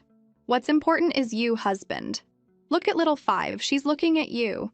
It seems she really missed you this past month while you were away." Zhu Qiaosheng's mind was entirely consumed by the thought of evidence. "My dear, how is that not important? Give the evidence to me, I must." Zhu Yuji, seeing that her mom was toying with her scumbag dad, played along perfectly, interrupting Zhu Qiaosheng's questioning with a fake cry. Liu Ruyan immediately turned to comfort the baby. "Husband, let's not ask for now. You're scaring little Five." She successfully sidelined Zhu Qiaosheng. Seeing that he couldn't get a word in edgewise, Zhu Qiaosheng turned his attention to Ning Huaiming. "You're right, my dear. I was being thoughtless. And this is..." Liu Ruyan, who had been ignoring him to coo at the baby, suddenly had time for him again. "He saved little Five. If it weren't for this young man, little Five wouldn't have been returned to us so quickly." Ning Huaiming also gave a polite bow. Zhu Qiaosheng looked at Ning Huaiming's bright smile and felt like he was about to vomit blood. So it was this brat who ruined his plans. Yet he had to force a grateful smile. "So it was all thanks to you, young man. Since you are my daughter's savior, please stay with us. If there's anything you need, just let me know." Ning Huaiming pretended not to see the gloom in the prince's eyes and kept his smile bright. "Thank you, my lord." After returning to his study, Zhu Qiaosheng was so angry he smashed an inkstone. Because the baby swap had failed, he'd had to come up with another plan. He had been plotting in the shadows for a month, planning to have little Five taken away. Then, while Liu Ruyan was grieving, he would bring his true love's child back as an adopted daughter to comfort her. He thought it was a perfect plan, but some random kid had ruined it, and Liu Ruyan had said the kidnapper left evidence. If it traced back to him and the empress questioned him, it would be trouble. At this point, Zhu Qiaosheng decided to make a bold move. Rather than wait to be exposed, he would strike first. If the princess consort were to die of illness, all his problems would be solved. While the Prince of Pinggan was plotting to kill his wife to make room for his mistress, Ning Huaiming had settled in at the residence as Zhu Yuji's savior. As soon as he was settled, a carrier pigeon delivered a message. "The Northern Yin envoy is using Your Highness's disappearance as a reason to refuse to enter the city. Southern Yue is conducting a massive search. Reading the message, Ning Huaiming's expression was one of confirmation. Northern Yin wanted to use his death as a pretext to declare war on Southern Yue.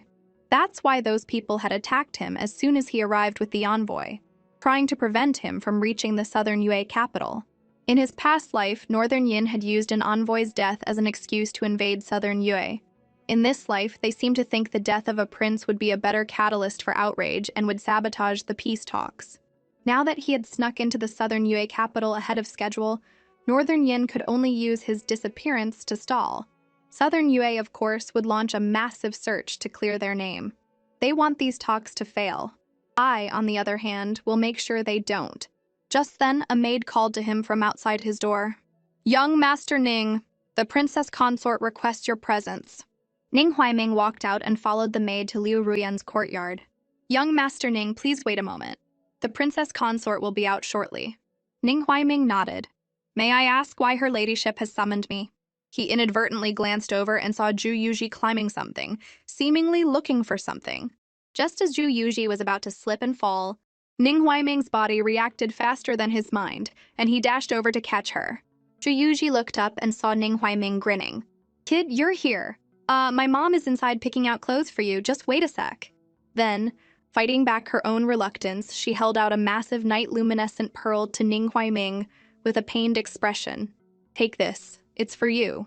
As she pushed it toward him, she deliberately turned her head away so he wouldn't see the deep reluctance in her eyes. Ning Huaiming picked up the pearl. "For me?"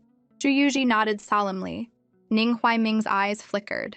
He remembered from his dream that this child loved this pearl so much she would chew on it in her sleep, and now she was just giving it to him. Could she really be the one to kill him? Looking at the pearl and the adorable baby before him, Ning Huaiming's heart softened slightly. He had never seen what this child looked like grown up. How could he be sure she was the one who would kill him? Maybe she and the woman who killed him were two different people. The moment that thought appeared, his heart skipped a beat, and he shook his head to clear the softness away. "I've only met her twice. Why do I keep going soft? If I keep this up, will I fall in love with Zhu Yuji?" Thinking of the dream, Ning Huaiming was left with only one thought. If Zhu Yuji killing him was his fixed destiny, then killing her first would be changing his fate. His hands holding her loosened, and Zhu Yuji slid out of his grasp without warning, letting out a series of yelps. Luckily, the fall wasn't too high and she wasn't hurt. She didn't sense Ning Huaiming's murderous intent, and just assumed he was too weak to hold her for long. As the two of them stood in silence, Zhu Qiaosheng walked in. Ning Huaiming bowed respectfully to him. Although Zhu Qiaosheng tried his best to appear calm, the blisters on his lips gave away the fact that he had been extremely stressed the past 2 days. He said coolly, "Young master is my daughter's great benefactor. There's no need for such formalities." Seeing that Liu Ruyan was not in the room, his eyes filled with joy. "This is a godsend!" He walked straight to Zhu Yuji. "Little Five, did you miss Daddy? Look what Daddy brought you." He then pulled a golden locket from his robes and dangled it in front of her. "Does Little Five like it? Come, Daddy will put it on for you."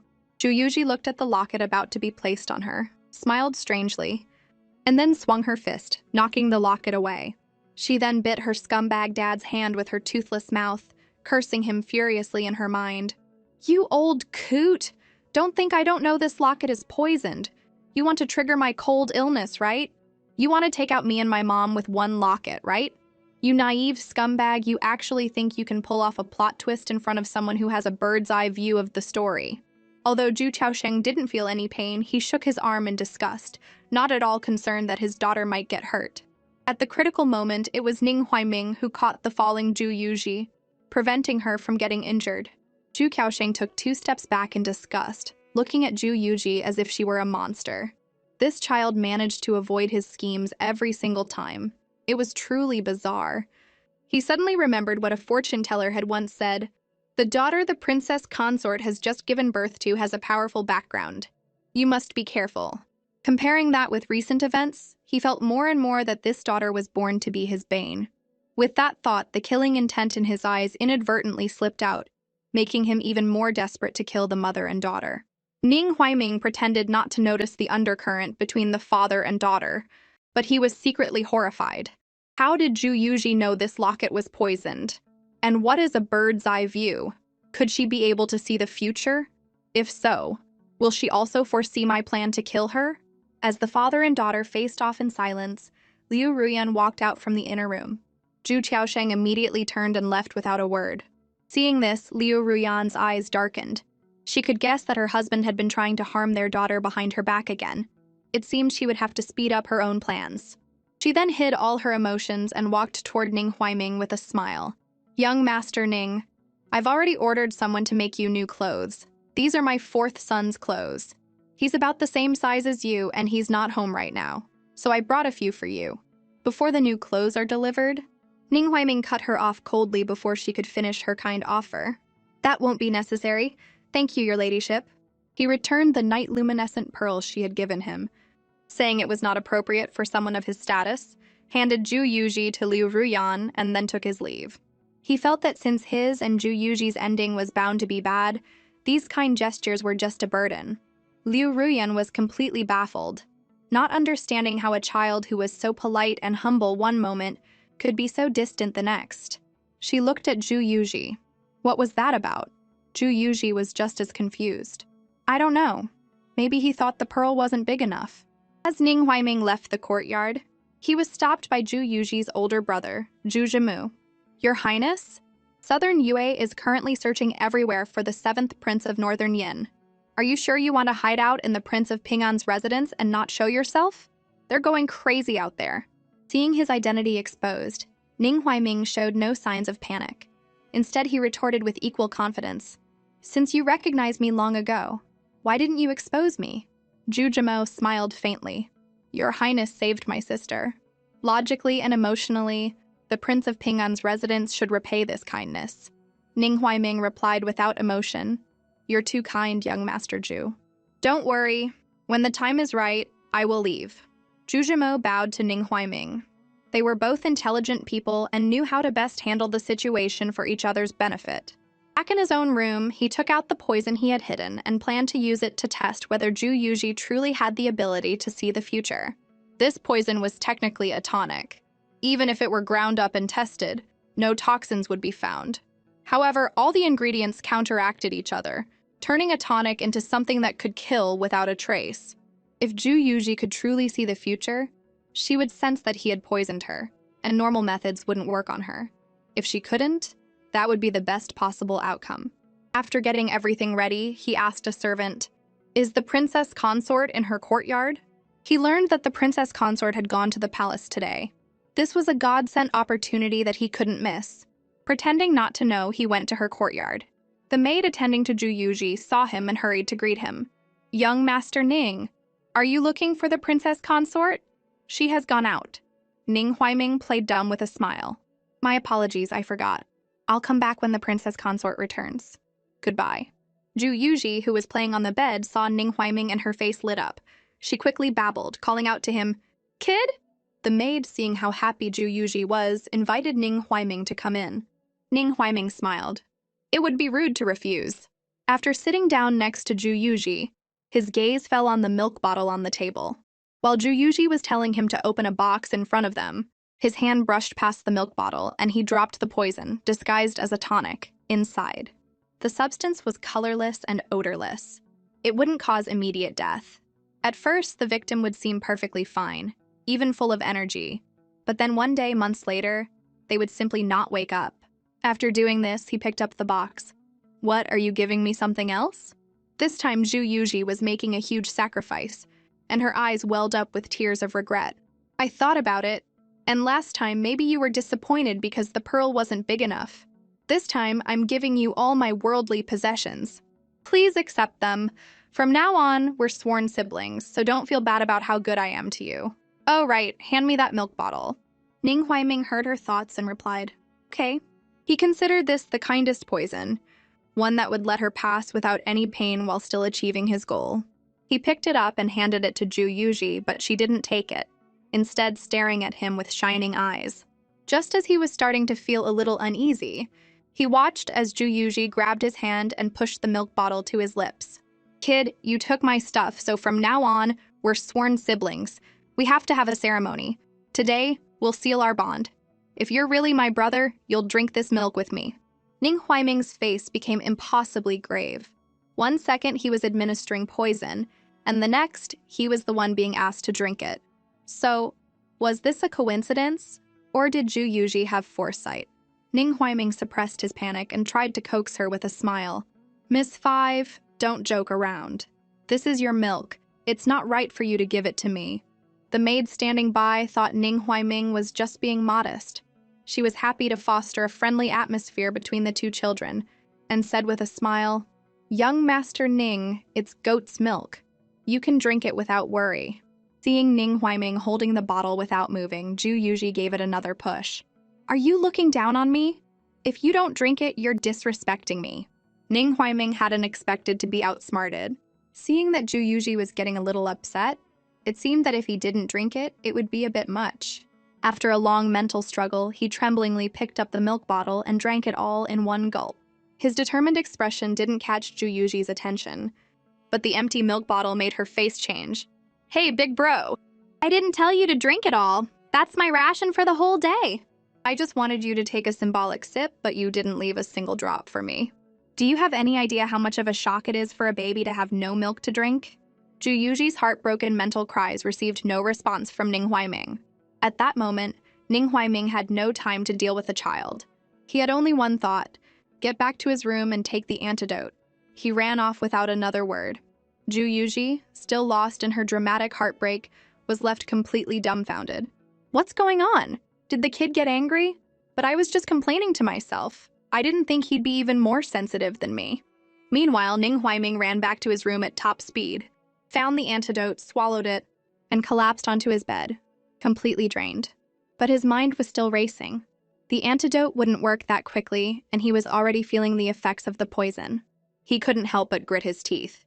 This Zhu Yuji is really my curse. Luckily, that person left me one more antidote. But it wasn't a complete loss. At least from Zhu Yuji's thoughts, it seemed she hadn't guessed that he wanted to harm her. But now that he'd lost this chance, it would be difficult to try again. Perhaps it was time to leave. His thoughts trailed off, and he could no longer resist the effects of the drug, falling into a deep sleep. He slept from morning until night. He vaguely felt someone enter his room, and the unignorable gaze woke him up. He opened his eyes to a large face right in front of him.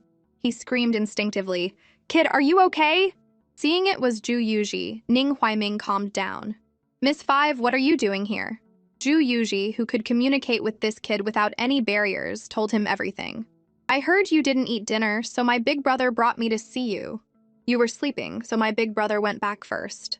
After she finished, her sharp eyes noticed a red patch on the kid's neck. She surprisingly pushed him down and pulled at his clothes to get a closer look. "Kid, are you sick?" Ning Huaiming was already feeling weak from the drug's effects. Being pulled by Zhu Yuji like this nearly suffocated him. "I'm just allergic to goat's milk. Let go of me, I can't breathe." Hearing this, Zhu Yuji knew he was fine and chuckled. "Sorry, my new limbs aren't fully trained yet." "Blame the goat's milk, it's so rude for making you allergic." Ning Huaiming felt more and more that Zhu Yuji was sent to be his curse. At that moment, he had no energy to deal with her and pretended to fall asleep. The chattering Zhu Yuji saw this and fell silent. Youth is great. You can fall asleep in an instant. With no one to talk to, she made herself at home and lay down next to Ning Huaiming. "Kid, given our relationship, if you can't bring yourself to forgive me, then just force yourself to forgive me." With that, she really did fall asleep. Ning Huaiming, who was only pretending to be asleep, felt the person next to him fall asleep. He slowly opened his eyes and looked at the sleeping Zhu Yuji with a sense of helplessness. Who's the one who fell asleep in an instant? She's small, but surprisingly strong. For a moment there, I thought I saw my great-grandmother. This kid is really one of a kind. Before he could think much more, his cheek was hit by an unconscious punch from the sleeping Zhu Yuji. The small fist left a red mark on his face. Ouch. A moment later, he quickly got out of bed and looked at the sleeping Zhu Yuji, his eyes flickering. It was just the two of them. If he just covered her with the blanket, would this curse, this variable, be solved? Facing such a small infant, he hesitated for a moment. Just as he reached for the bedsheet, Zhu Jimo appeared silently behind him. "It's the middle of the night. Does your highness want to admire the moon with me?" With his plan interrupted, Ning Huaiming had to give up this perfect opportunity. It was no longer suitable for him to stay at the residence. With his adult soul, he responded without any fear. Young Master Ju has a fine interest. Unfortunately, my men have been waiting outside the residence for 2 days. We'll have to leave it for another time. Goodbye. After seeing him off, Ju Jimu looked at his sleeping little sister with a sense of helplessness. From his angle, he had only thought Ning Huaiming was trying to cover his sister with the blanket, but given their respective identities, he wasn't sure if this relationship was a good or bad thing. He gently tapped her nose. Little sister, you've gotten yourself into some big trouble. The next day, when Liu Ruyan learned that Ning Huaiming had left in the middle of the night, she couldn't help but worry. Why did he leave in such a hurry? Ju Jimu sighed. I suppose he had urgent family matters and couldn't wait. I don't know how to tell little five. The two of them walked into the room and saw Ju Yuji enthusiastically greeting them. Liu Ruyan was instantly healed by the sight and held her daughter, nuzzling her affectionately. After getting her fill of cuddles, Ju Yuji finally asked her question. Wait a minute, Mom. Wasn't I sleeping with the kid last night? How did I get back here? Where's my kid? By now, Ju Jimu and the others could hear Ju Yuji's thoughts without needing to touch her. Hearing her question, he answered cautiously. Little five, I have some bad news for you. Ning Qi is gone. Hearing this, Ju Yuji froze for a moment, then burst into a wail. The kid's dead? He was fine last night.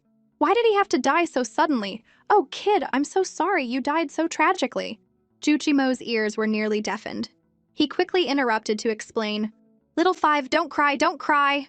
I said he's gone, as in he left, not that he died. The one who's going to die is his father. Ning Qi went back to fight for his inheritance, to prevent it from falling into the hands of his evil stepmother. Ju Yuji choked on her sobs. Couldn't you have just said that in one go? Can you really use a word like gone so carelessly? Does that mean I'll never see the kid again? My heart is breaking all over again. She sulked in her mother's arms. Before she could wallow in her sadness for too long, she suddenly sensed a killing intent from outside the door. She snapped her eyes open, her expression turning serious. Hearing her thought, Liu Ruyan and Ju Jimu also looked toward the door with caution, only to see Ju Qiaosheng, who they hadn't seen for days, walking in with a group of people. What kind of trouble is he trying to stir up now? Seeing her scumbag dad, Ju Yuji was both wary and disgusted. This old coot is being so sneaky. He's definitely up to no good. Liu Ruyan's eyes flickered, and she greeted him with her usual gentle smile. Husband, what brings you to see little five? Ju Qiaosheng put on a gentle facade. A few Taoist priests from Qingyun Temple have come to the residence, saying they have important matters to discuss. My dear, you know that Qingyun Temple is the sacred place where the Empress Dowager gave birth to the Emperor. We can't be disrespectful. Before Liu Ruyan could say anything, he invited the priests in. Liu Ruyan had a bad feeling. She suppressed her complicated thoughts and looked at the head priest. May I ask what brings you esteemed masters to our humble abode? Ju Yuji, based on her years of watching dramas and reading novels, began to analyze the situation. When a random Taoist priest or monk suddenly shows up like this, it's usually because some villain hired them to frame the protagonist. But this doesn't look like Mom hired them to frame scumbag Dad. The head priest bowed. Your ladyship, a month ago, my master discovered that a calamity star had descended upon the world. We followed its trail and it led us here. Hearing this, Liu Ruyan finally understood their scheme. How vicious. A month ago?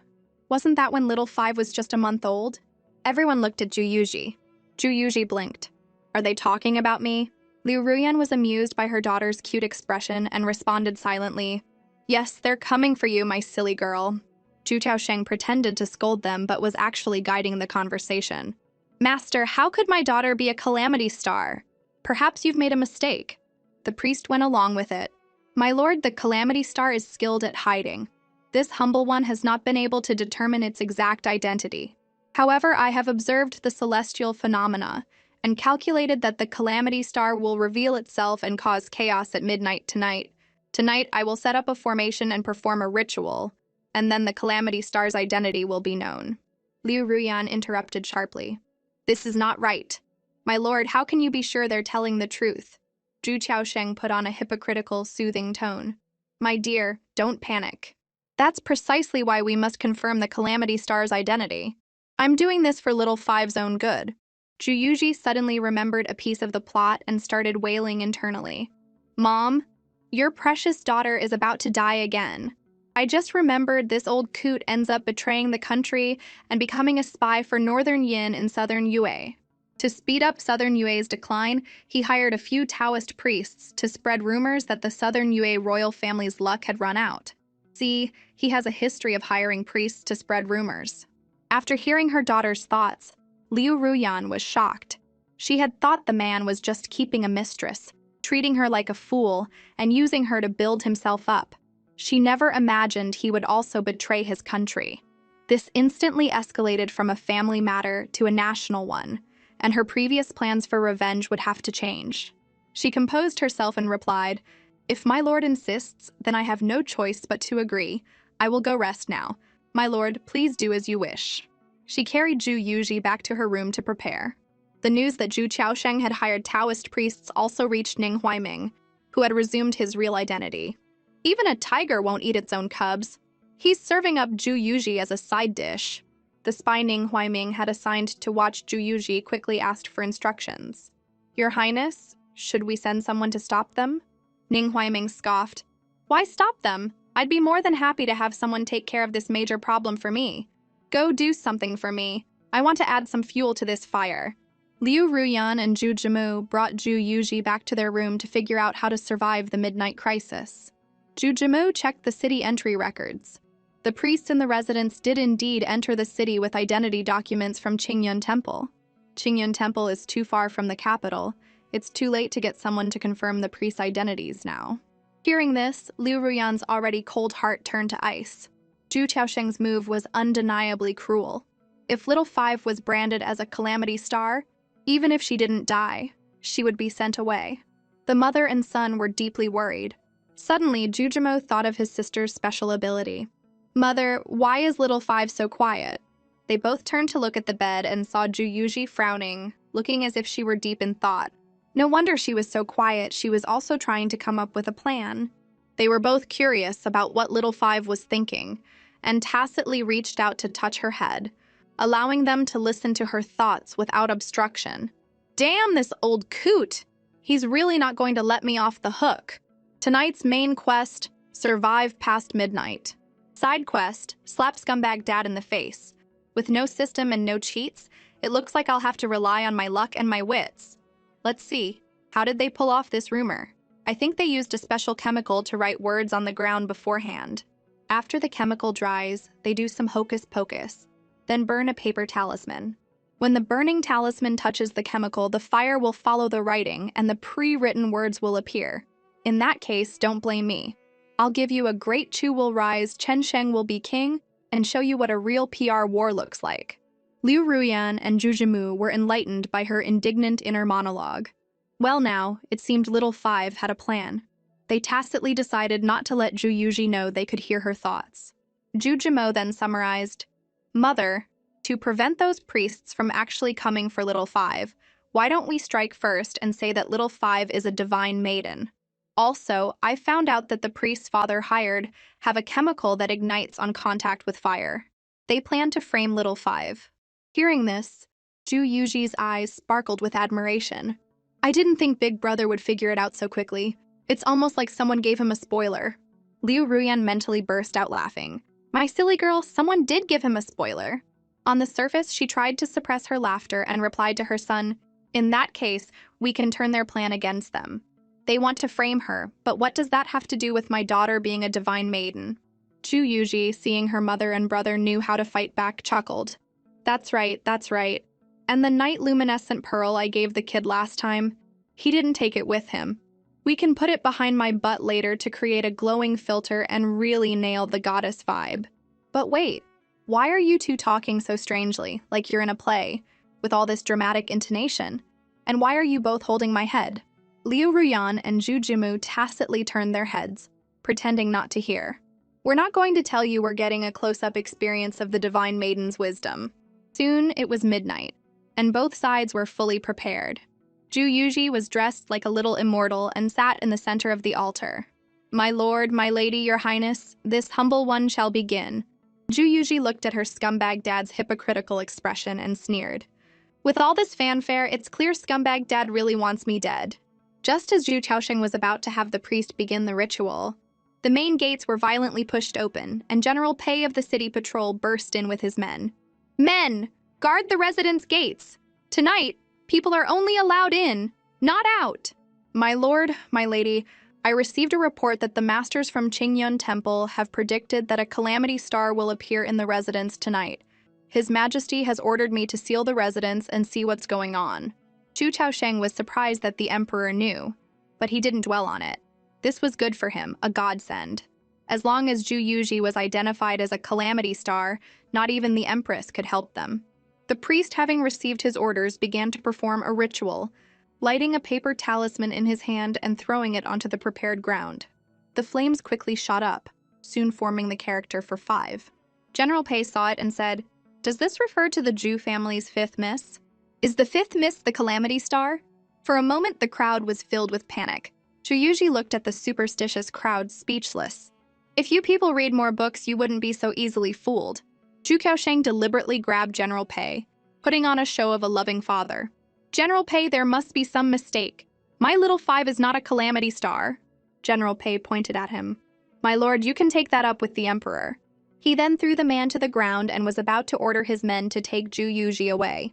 Zhu Chaosheng, who had been thrown to the ground, had a triumphant smile on his face. But his satisfaction didn't last long. He heard someone shout, "Look, the fire hasn't stopped. New words are appearing." Below the large character for 5, the words, "Divine Maiden appears, Calamity Star falls" appeared. Seeing this, everyone understood. The 5th miss wasn't a calamity star at all, she was a divine maiden. The crowd looked at Zhu Yuji on the altar with surprise and awe.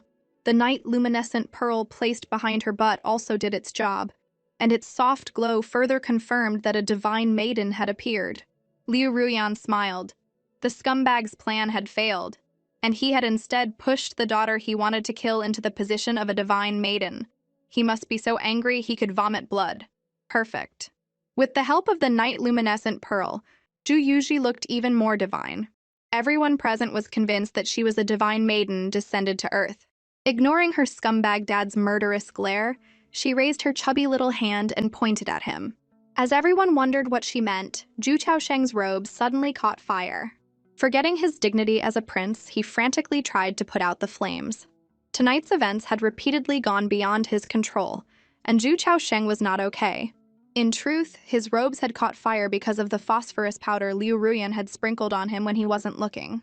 To perfectly coordinate with her daughter's counterattack, she pretended to be frightened and exclaimed, "Could it be that the calamity star is my husband?" Guided by her words, everyone present was convinced. So that's it. She's a divine maiden. The divine maiden is going to destroy the calamity star. As the scumbag dad was being condemned and shunned by the crowd, Zhu Yuji was laughing internally. You old coot. Even if you say you're not the calamity star now, no one will believe you. But she had still underestimated her scumbag dad's shamelessness. Zhu Chaosheng reacted quickly, rolling on the ground and shouting in agony. I was wrong. Divine maiden, I was wrong. Please spare me. You don't want anything to happen to your father, do you? Zhu Chaosheng knew very well that explaining was useless at this point. He could only acknowledge his daughter's mysterious power and put on a show of rolling on the ground to indicate that the calamity star had been exorcised. A moment later, he looked up with a dazed expression. How did I get here? My dear, why are there so many people in the residence? No matter how speechless the crowd was, he had managed to shake off the title of Calamity Star. Zhu Yuji sighed deeply. Life really is a stage, and it's all about the acting. Knowing that she couldn't do much to her scumbag dad, she sat quietly without making any more moves. General Pei looked at her, deep in thought. Could a divine maiden really have appeared? He immediately excused himself and returned to the palace to report to the emperor. In an alley not far from the residence, Ning Huaiming was waiting for his spy's report. He had sent a message to the southern Yue emperor, originally intending to add fuel to the fire, but he hadn't expected it to become a tailwind that turned Zhu Yuji from a calamity star into a divine maiden. It was truly frustrating. He looked up at his spy. Where are the city patrolmen? The spy replied, That General Pei went back to the palace to ask for an Imperial edict just now. I expect a decree from the Southern Yue Emperor will be issued within an hour. Ning Huaiming let out a sigh of relief. Then we'll wait and see how the Southern Yue Emperor deals with this divine maiden. It's not easy being a divine maiden. If you don't do it right, you could end up dead. Sure enough, an hour later, everyone in the Prince of Ping'an's residence was on their knees, awaiting the Imperial edict. By the grace of heaven, the Emperor proclaims, with the peace talks between our two nations imminent, the Prince of Ping'an is hereby ordered to assist the Court of State ceremonial in welcoming the Northern Yin delegation and jointly negotiate the treaty.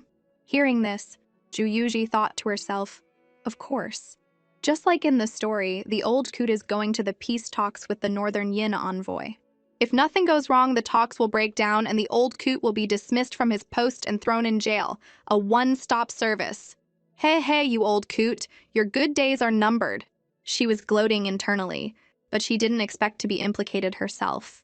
The second half of the edict made her go crazy. It is heard that the Prince of Ping'an's fifth daughter has the bearing of a divine maiden. On the day of the peace talks, she is permitted to enter the hall, in the hope that the talks will be successful. Hearing this, Zhu Yuji's expression changed dramatically. What the hell?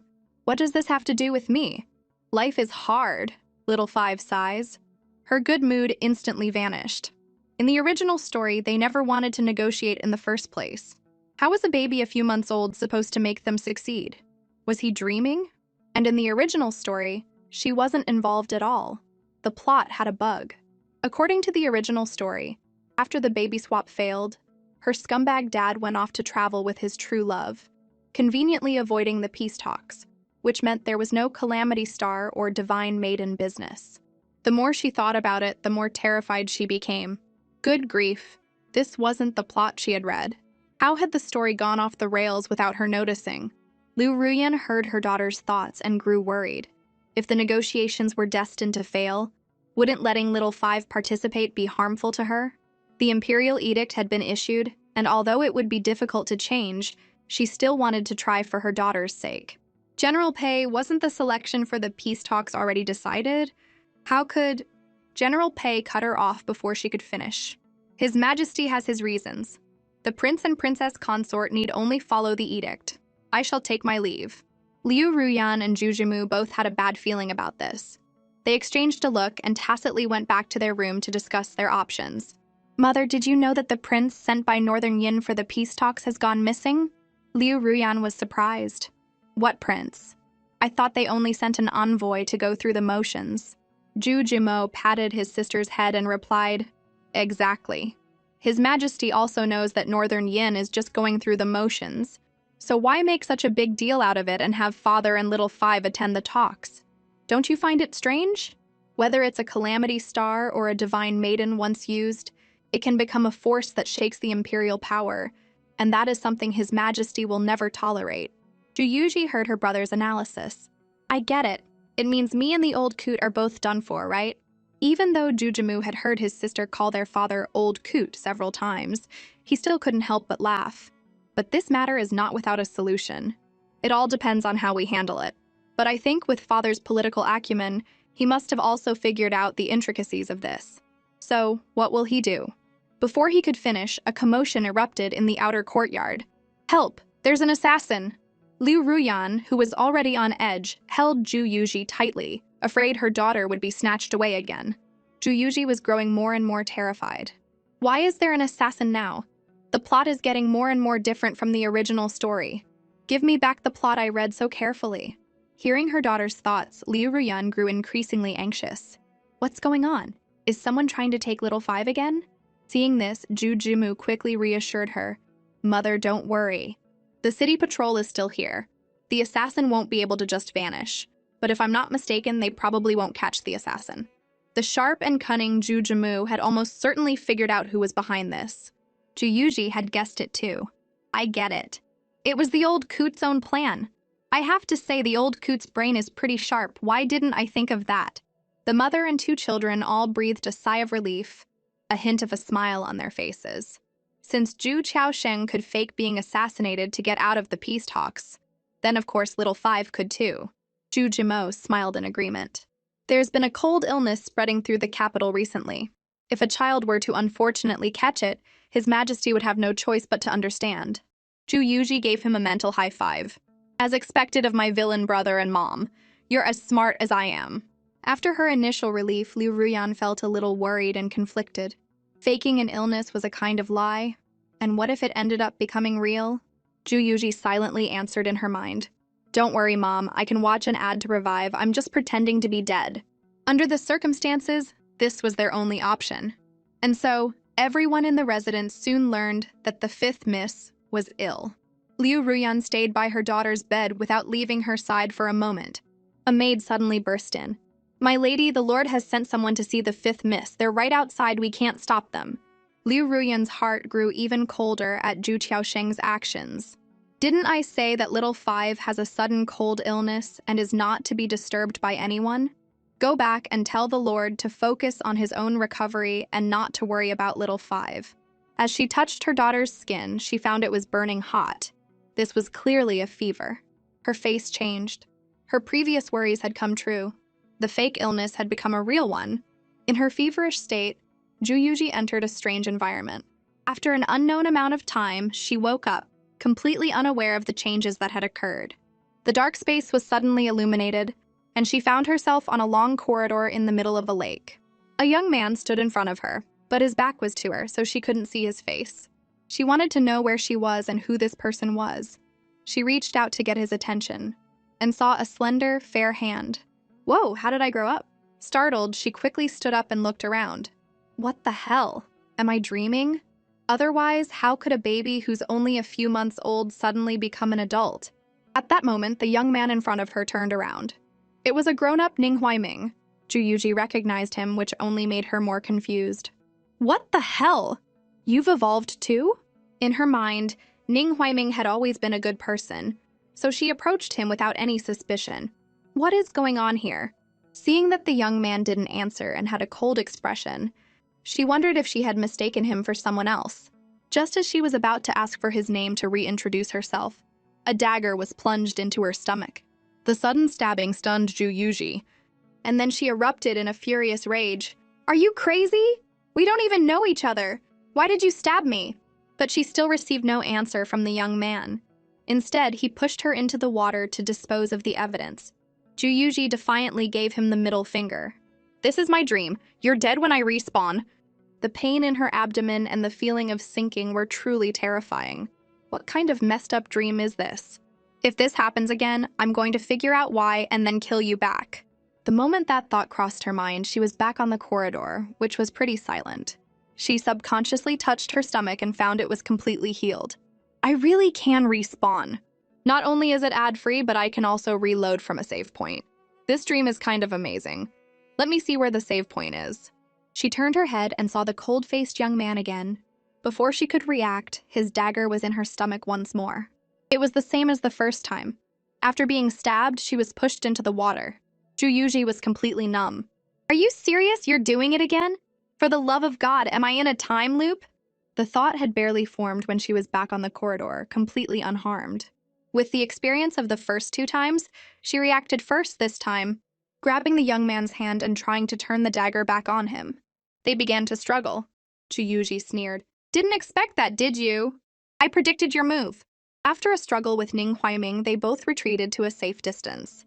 She shouted at him, I don't know why you're in my dream, but to stop us from killing each other over and over, I have to tell you, you've already stabbed me at least 3 times. 3 times. I was going to let it slide, but then I thought, why should I back down? If you don't like me, why don't you just go die yourself? Why are you trying to stab me? Hearing this, Ning Huaiming's eyes flickered. He looked at the dagger in his hand, feeling like it should have already gone in. A sharp pain shot through his head, and as an intruder in someone else's dream, his own consciousness awakened. The scenes of him killing her flashed through his mind. So what she said was true. Seeing Ning Huaiming's dawning realization, Zhu Yuji got even angrier. This is my dream. Of course you don't remember. But I don't know if it was 3 times. Maybe it was thousands of times. Ning Huaiming could see that Zhu Yuji didn't seem to know that he also remembered the dream. He didn't plan to tell her and deliberately brandished the dagger. Since this keeps happening, should I just continue? Hearing this, Zhu Yuji instinctively backed away. Dude, are you dense? What I mean is, one of us has to back down first so we can get out of this dream loop. I'm not telling you to keep stabbing me, you get it? Seeing that he had scared her enough, Ning Huaiming put away the dagger. You remember. So why didn't you stop me the second time I tried to kill you? Zhu Yuji flared up at that. You think I wanted to be killed by you? By the time I respawned, your dagger was already in my face. You pushed me into the water so skillfully I was more speechless than you. She paused, looking the grown-up kid up and down. You think maybe we have some kind of past life connection? That's how it always goes in those fantasy dramas, right? We're killing each other in our dreams, but it corresponds to our real lives, and it's some kind of tangled mess we can't escape. Ning Huaiming hadn't expected her to hit the nail on the head. Her guess was spot on, but he didn't want to answer that question. He composed himself and looked around. We need to find a way out of here. Zhu was easily distracted and silently mocked him. This guy is good-looking, but his IQ isn't that high. Doesn't he know you can't find an exit in a dream? Speaking of which, she hadn't seen what she looked like as an adult yet. There were no mirrors here, but there was the lake. She excitedly leaned over the edge of the lake and looked down. The water reflected her delicate face. It wouldn't be an exaggeration to say she was as beautiful as a goddess. The oppressive feeling of the death loop dream instantly vanished, and she happily admired her own beauty. Whoa, I'm this beautiful!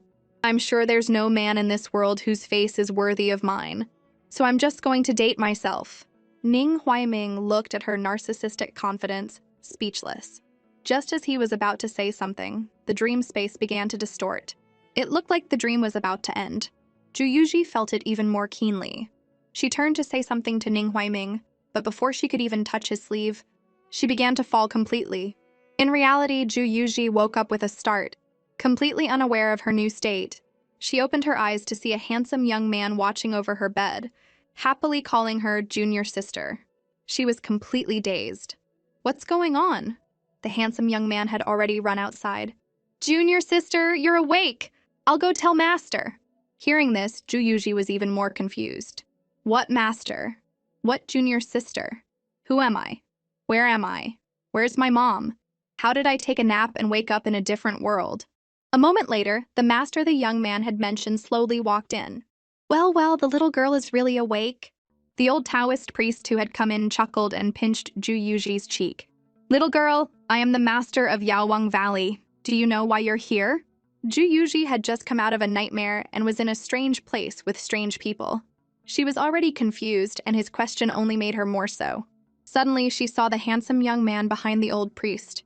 Oh, finally, a familiar face. She immediately threw herself at him, tears streaming down her face. Kid? My sworn brother? What are you doing here? The young man who called himself her senior brother was very curious. What is junior sister babbling about? I can't understand a thing.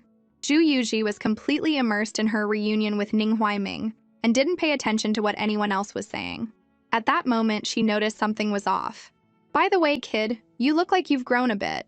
Ning Huaiming looked at the girl in his arms with astonishment, his mind reeling. This child clearly isn't speaking, but I can hear what she's saying. Am I hearing her thoughts? It's the first time I've met her, but for some reason it doesn't feel strange. He thought for a moment and then asked, Do you know me? Zhu excitement came to a halt. Heartbreak. True heartbreak isn't loud and dramatic. It's me, right in front of you, and you're saying you don't know me. Have you forgotten the days we hid in baskets, ran from danger, and even shared a bed? It's only been a few days and you don't know me anymore?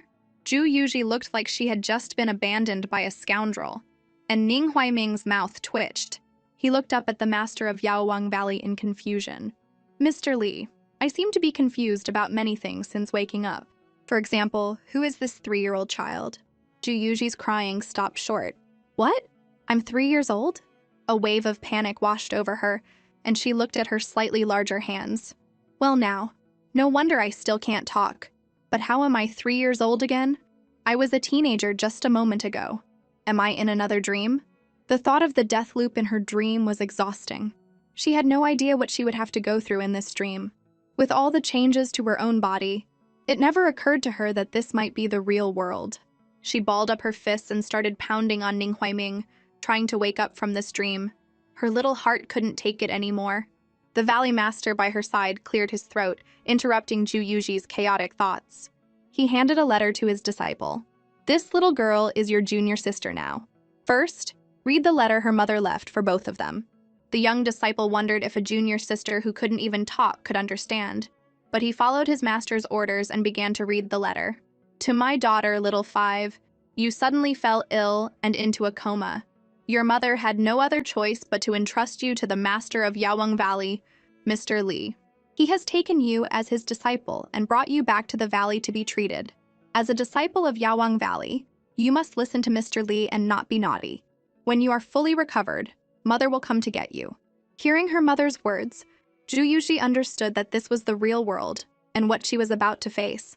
She had been in a coma for so long, her mother must have been worried sick. She missed her mother's embrace so much she couldn't stop crying. As her senior brother, the young disciple compassionately patted her head. Don't be sad, junior sister.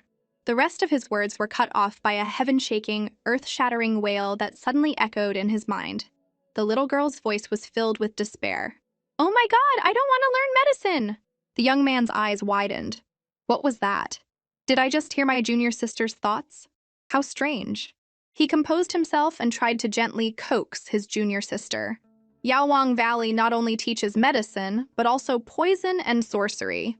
The Valley Master gave him 2 taps on the head, cutting off his inappropriate suggestion. The little girl has just woken up. Her mind is that of a 1-year-old. She can't even talk. She can't learn even if she wanted to. What are you telling her this for? He then turned to Ning Huaiming. As for you, you were sent here by Master Mingyi to recover. You're older than the little girl, so you're her senior brother. Any questions? Ning Huaiming nodded. May I ask, what illness do I have? The Valley Master replied, You have a problem with your brain. Zhu Yuji let out an ungracious laugh. After all, that answer could easily be misinterpreted. Ning Huaiming fell silent for a moment, then said with certainty, So that's why I've lost a part of my memory? Zhu Yuji's eyes sparkled with gossip. Amnesia too. How cliché. The Valley Master blurted out, How did you know? Ning Huaiming picked up Zhu Yuji and chuckled. The moment she saw me, she threw herself at me and begged to be held. She clearly knows me, but I don't remember her. Zhu Yuji pouted tsundere-like. When did I beg to be held? I was asking for attention. The Valley Master was quite impressed with Ning Huaiming. For someone so young to have such insight, Mingyi was right. This kid was a genius. He would have to be more careful when talking to him from now on. He couldn't just tell him that Mingyi had asked him to seal his memories. When dealing with someone so sharp, the more you say, the more you risk messing up. So he made an excuse to leave. I have something to attend to. I'll leave everything to your senior brother Ye. We'll talk later. Ning Huaiming didn't get a straight answer, but he wasn't in a hurry. He placed Zhu Yuji back on the bed. As the disciple left to clean up his master's mess, Ye Jing was also helpless.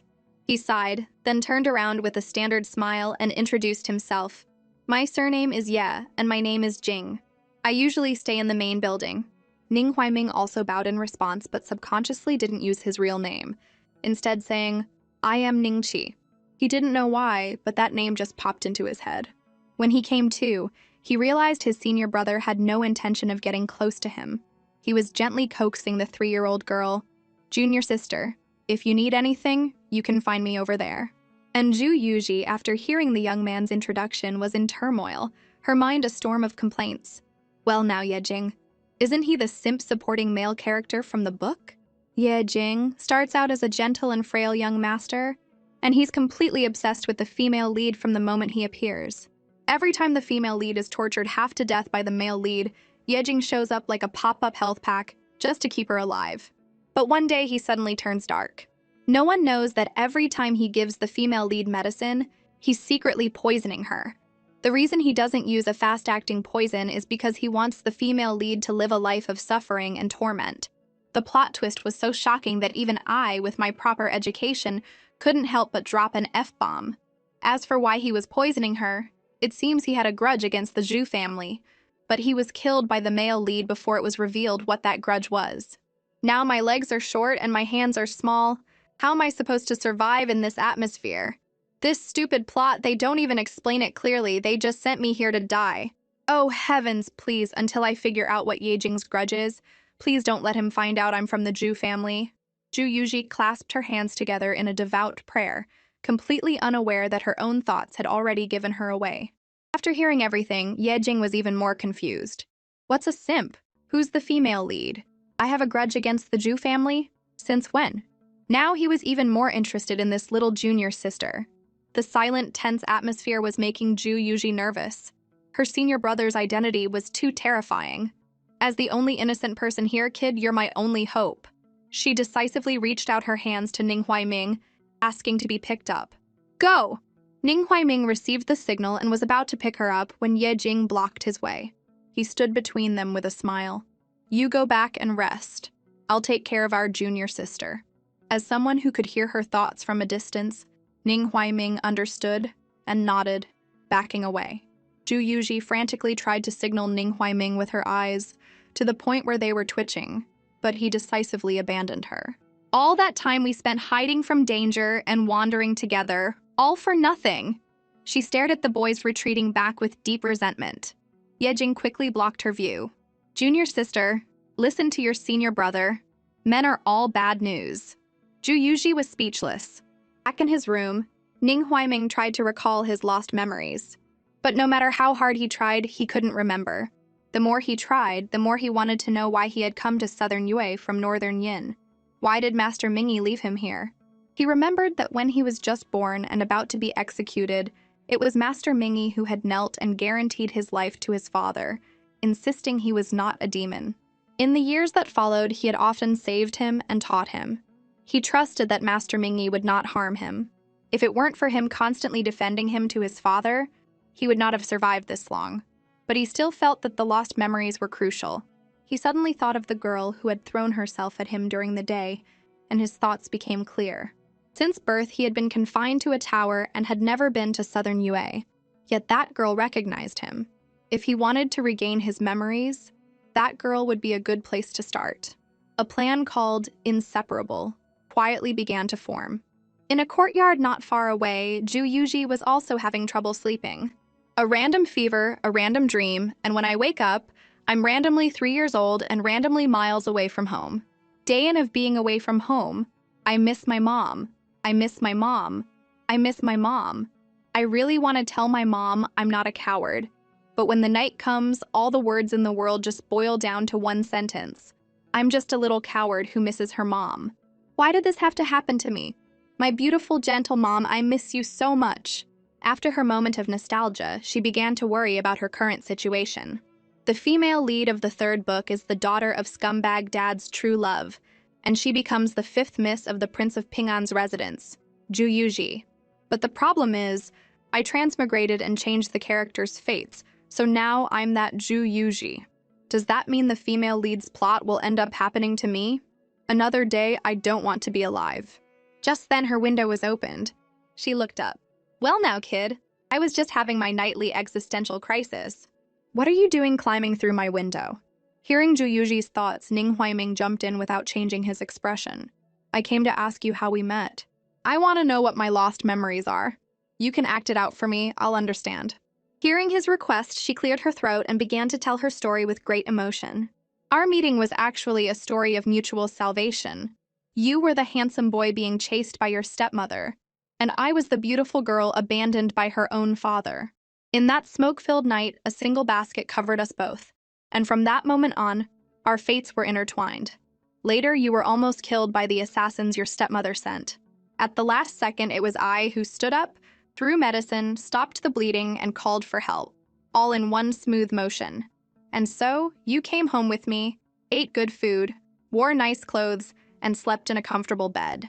But the good times didn't last. The happy news came that your father had died, and so behind my back, you went home, heartbroken, and inherited a multi-billion-dollar fortune. After hearing her story, Ning Huaiming stared at Zhu Yuji, deeply skeptical of its authenticity. Zhu Yuji scratched her head in embarrassment. From a literary perspective, I did add some embellishments, but you did tell me all of this yourself. I'm definitely not exaggerating. Hearing this, Ning Huaiming was inclined to believe her, but he grew even more confused, and his head began to throb as he tried to remember. If his father's concubines counted as stepmothers, then he did indeed have stepmothers, but those women had never paid him any mind. Why would they send someone to kill him? Besides, his father was alive and well. How could he have died? Was there really something wrong with his brain? As he was getting lost in his own thoughts, Ju Yuji suddenly threw herself into his arms, breaking him out of his spiraling thoughts. Ning Huaiming was startled. Ning! Ju Yuji stared at his face and chuckled internally. Seeing you again this time, I think you've changed. You've gotten even better looking.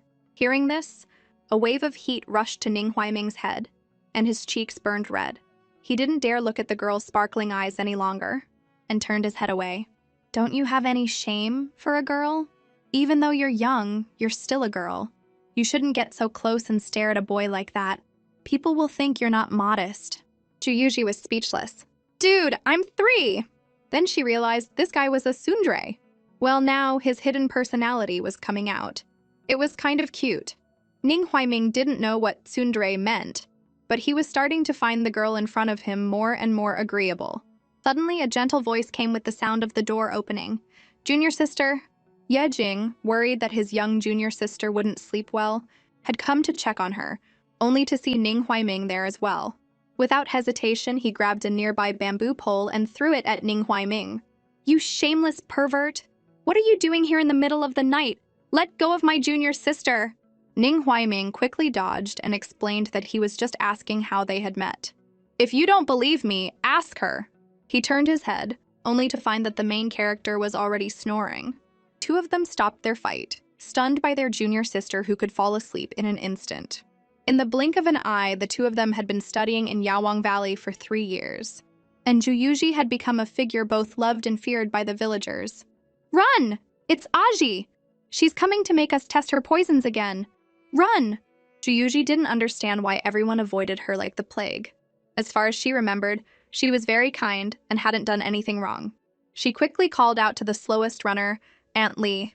I heard you've been having some rheumatism lately. I have some medicine I just mixed.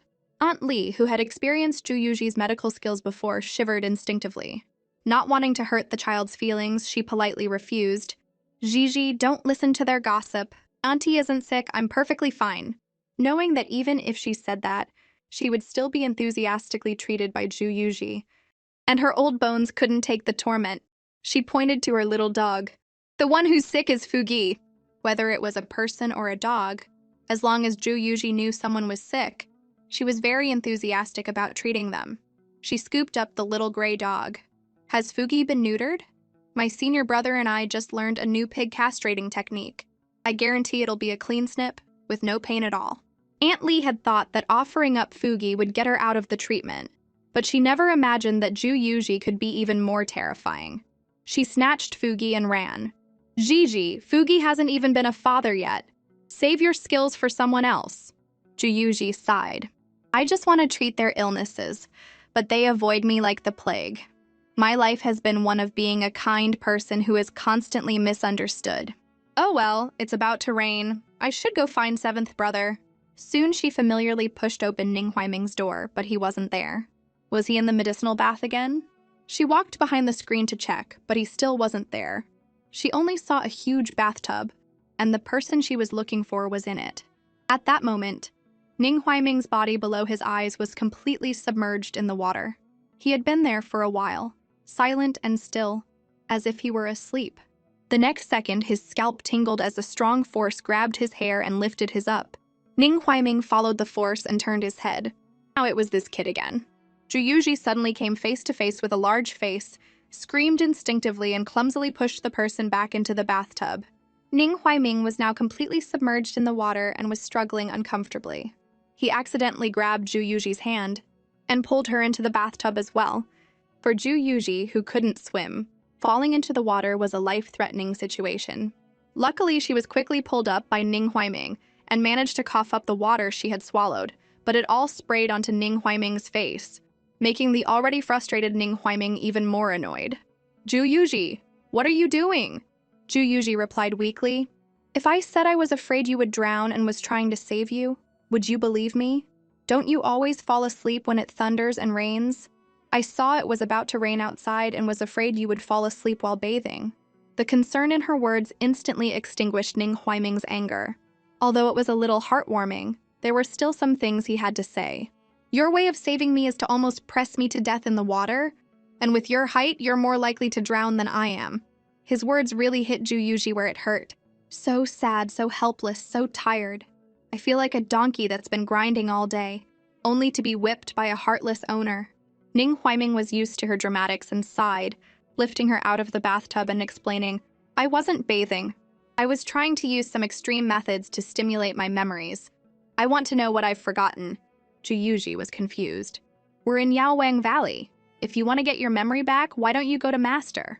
Ning Huaiming gave a bitter smile. If he wanted to treat my amnesia, he would have done it long ago. Why would he keep putting me off? He didn't say it out loud. After all, in his mind, Ju Yuji was just a 6-year-old child. It would be difficult to explain the complexities of adults to her. He grabbed the back of Ju Yuji's collar and carried her out like a kitten. Come on, I'll take you back. Ju Yuji immediately struggled violently, strongly protesting, No, I want to sleep with you. Ning Huaiming ignored her struggles and replied, Boys and girls shouldn't share a bed after the age of 7. Ju Yuji quickly latched onto that and expertly played cute. I'm only 6, we'll talk about 7 when I'm 7. Ning Huaiming was unmoved and still gave a cold 2-word reply. No. Ju Yuji sighed and mumbled, small and helpless. I'm sleeping here. It's about to thunder. I have to stay with you, or you'll have nightmares again. Hearing this, a warmth spread through Ning Huaiming's heart, and the corners of his mouth turned up slightly. So she's worried about me. Speaking of which, for the past 3 years, every time it thundered and rained, she had indeed come to sleep with him. Whenever she was there, he rarely had nightmares, to the point where he was a little unused to sleeping alone now. With that thought, he gave in. Ju Yuji was used to being picked up and put down. With her practiced skill, she finally managed to land gracefully without falling flat on her face. She then ran back to her room to change into her pajamas and came back. In the middle of the night, Ning Huaiming was trapped in a dream again, watching several generals arguing in a military camp. I disagree. The 7th prince negotiated for a long time to restore diplomatic relations between our 2 nations. It's only been 2 years, why tear it up now? But before the general could finish, his throat was slit by a sword, and the one holding the sword was Ning Huaiming's uncle. He firmly believed negotiation is a method for cowards and incompetents. You are all first-class generals of northern Yin. Why not follow me and take the mountains and rivers of southern Yue? I have already submitted a memorial to His Majesty. If this battle is lost, I am willing to die. The Ning Huaiming in the dream saw this, and his heart trembled. He wanted to tell his uncle that he couldn't go to war, that he would lose. But he couldn't touch the people in the dream. The scene then changed to the grand hall of the palace, where the emperor and his officials were listening to an urgent report. Your Majesty, General Bailey C has fled without a fight. The emperor was furious and the court was divided. Someone started to stir the pot. As expected of an outsider clan, their hearts are not with us. Now that Northern Yin has been defeated and Bailey has fled, how are we to answer to the people? Your Majesty, I have a plan. The treaty was signed by the 7th prince, and this Bailey is the 7th prince's uncle. Why don't we send the 7th prince to Southern Yue as a hostage? This will show Southern Yue our sincerity in negotiating. Seeing the shameless faces of some of the officials, Ning Huaiming let out a cold laugh. Sitting at home and the blame falls from the sky. I wonder what you will choose, father. Although he had never felt any fatherly love from this emperor since he was a child, at this moment, he still held out a sliver of hope. Even a tiger won't eat its own cubs. Maybe my father still has some feelings for me. However, the emperor's answer once again sent his heart plummeting. The emperor agreed almost without thinking. Everyone knew that being a hostage in another country was a 9 out of 10 chance of death and endless humiliation. Ning Huaiming heard the sighs of the righteous officials around him. His Majesty is planning to abandon the 7th prince. Alas, it was clearly Northern Yin who broke the treaty first. Yet the 7th prince must bear the consequences. How pitiful. He suddenly burst out laughing, a laugh that was both painful and crazed. What was I expecting? Didn't I know the outcome all along? Since I was a child. Why am I always the one being abandoned? Why? Why? He was completely consumed by his inner demons, unable to break free. In reality, Ju Yuji saw Ning Huaiming covered in sweat, his expression contorted, and knew he was having another nightmare. She pushed him and shouted, "Wake up!" Ning Huaiming finally woke up from the dream, but the oppressive pain in his chest made him spit out a mouthful of blood as soon as he opened his eyes. It was clear how deep his inner demons ran and how much his hatred for his heartless father had become an obsession. She knew that her kid brother would have nightmares whenever it thundered and rained, but this was the first time he had woken up and coughed up blood. She couldn't imagine what he had dreamed about. She scrambled out of bed and dragged her master over. The Valley Master, out of breath, arrived and said irritably, "You were in such a hurry to get me here because he coughed up blood from anger? So where's the blood?" Zhu leaned over to Ning Huaiming and looked. There were no bloodstains on his mouth or the bed sheets. If she hadn't seen it with her own eyes, she would have doubted herself. "Hey bro, are you the Flash? How did you clean up so fast?" Ning Huaiming looked at the Valley Master.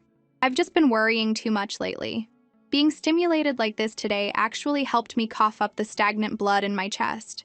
Not only am I fine now, but I feel refreshed." The Valley Master nodded. "All right, then I won't meddle. I'm leaving." He was terrified of talking to Ning Huaiming because the kid was so smart and sharp, he could easily be tricked into revealing something. He quickly tried to escape. However, the next second, his hair was grabbed tightly by his little disciple. "Master, since you're already here, aren't you going to check him?" The sharp pain on his scalp made the Valley Master stop. On the bed, Ning Huaiming watched this familiar scene and recalled the memory of being lifted by his hair by Zhu, and he inexplicably felt his own scalp tingle. The Valley Master sighed, rubbing his scalp as he looked at Ning Huaiming. "You've waited 3 years. A few more days won't hurt. What's meant to come will come soon." Ning Huaiming understood the Valley Master's hidden meaning, but he had been hiding in the valley for 3 years of leisure, and now he was getting anxious. The Valley Master said no more and turned to leave. Ning Huaiming had no intention of keeping him. He knew very well that the Valley Master couldn't even be bothered to make up an excuse anymore. Zhu looked back and forth, not understanding the riddle they were speaking. But she was easygoing, and if she couldn't figure it out, she didn't dwell on it. She climbed onto the bed and asked Ning Huaiming seriously, "Was the dream very scary this time? Tell me about it." Ning Huaiming looked at the 6-year-old little dumpling in front of him, lost his desire to talk, and changed the subject. "I don't remember, it's not important. You can go back to sleep now." Seeing that he wouldn't say, Zhu didn't press him. She threw herself into his arms. "I'm still worried. Let's sleep together." Ning Huaiming had just said, "I don't need you," when he was physically overpowered and threatened by Zhu. "Say that again. I didn't hear you clearly." Ning Huaiming helplessly gave in. All right, I need you, okay?" He put on a show of being oppressed, but he actually felt quite warm inside.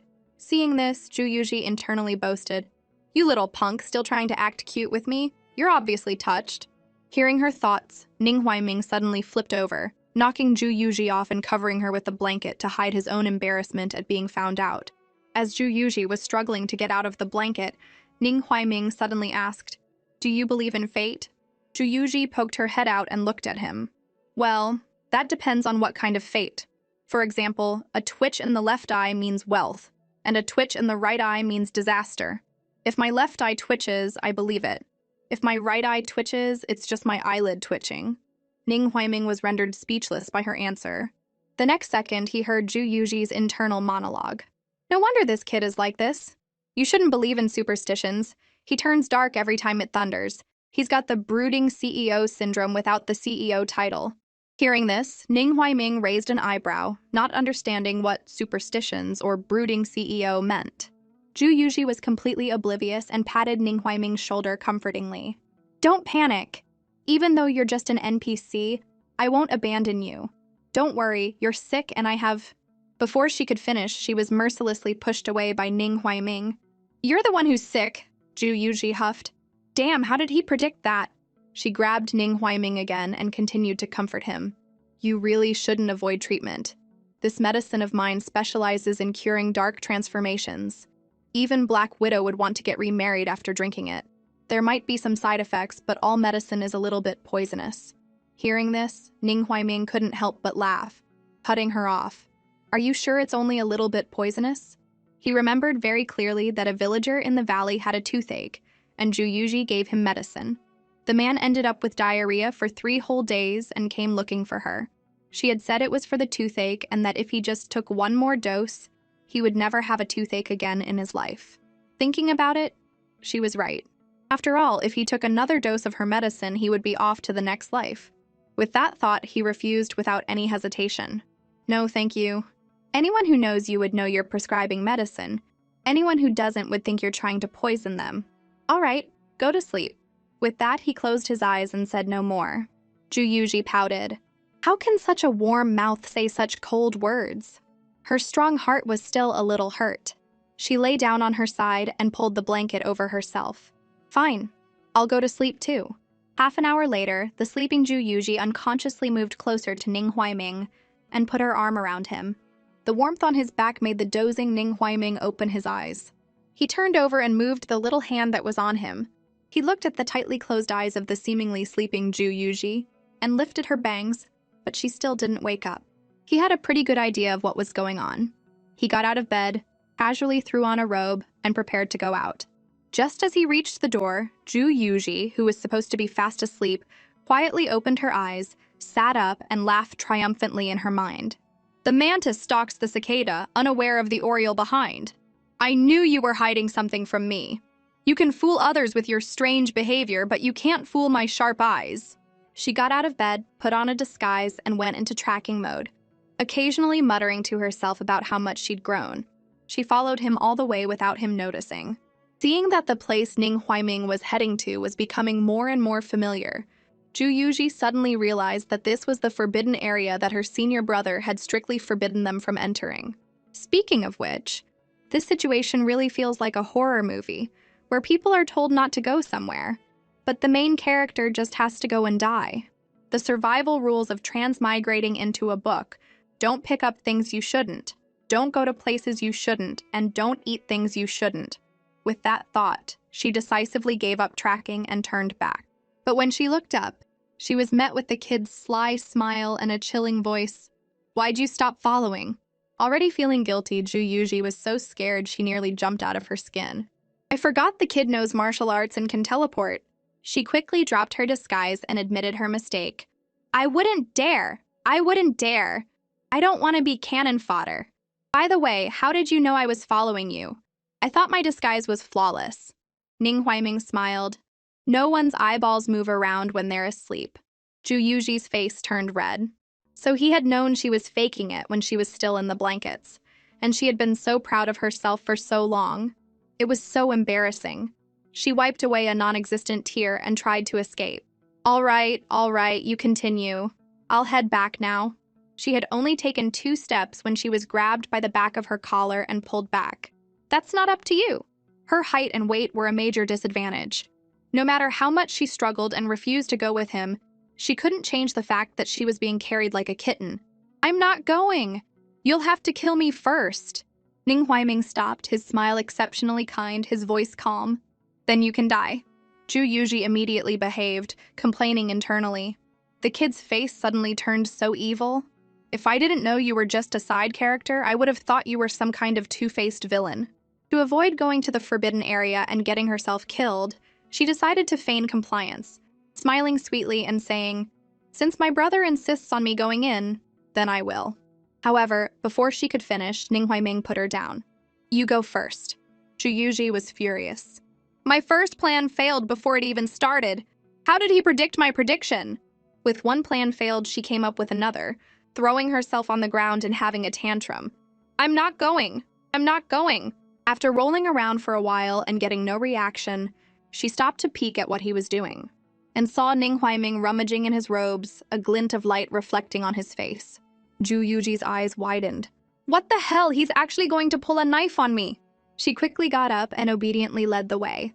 Actually, I've been very curious about the forbidden area for a long time. I love exploring. I love to court death. Let's go. Ning Huaiming was a little confused by the kid's train of thought. One minute she was throwing a tantrum and refusing to go, and the next she was so eager. He had been about to offer her a jade pendant as a bribe, but she had agreed before he could even pull it out. But this was good too. He took Ju Yuji's hand and walked toward the depths of the back mountain. A warmth spread through his heart. He thought that Ju Yuji's strange behavior was because she was worried about him, and he accepted her kindness. Now, hand in hand with the kid, she walked deeper into the mountains. But her heart was pounding. The kid isn't going to take me into the woods and get rid of me, is he? Seeing Zhu Yuji's nervous little steps and her anxious thoughts, Ning Huaiming was a little speechless, but he still looked down and reassured her. Don't worry, I'm not going to do anything to you. Close your eyes. Instead of being comforted, Zhu Yuji was even more frightened and backed away. Really? You're being so mysterious. You're not going to attack me when I close my eyes, are you? Ning Huaiming was already used to his little junior sister's wild imagination and explained patiently, if I wanted to hurt you, would I have to bring you all the way out here? Zhu Yuji thought about it and realized he was right. She reluctantly closed her eyes, but before a second had passed, she opened them again. Promise you won't attack me. I may seem like I'm laid back, but I'm actually terrified of dying. Ning Huaiming smiled kindly. I said I won't, so I won't. He then took out a sachet from his robes. Looking at the little girl with her eyes squeezed shut and knowing her personality, he decisively untied the ribbon from the sachet and used it to cover her eyes. Feeling the fabric over her eyes, Zhu Yuji exclaimed, You really don't trust me. This is an insult to my character. Ning Huaiming looked up and said calmly, Don't I have a reason to? Zhu Yuji was immediately deflated. You do. You're right to insult me. After making sure that Zhu Yuji wouldn't peek, Ning Huaiming took out the sachet, poured the powder inside onto his palm, and gently blew it in all directions. Then he said, You can look now. As Zhu Yuji untied the blindfold, she complained, That was fast? You wasted time tying a knot, all that mystery for nothing?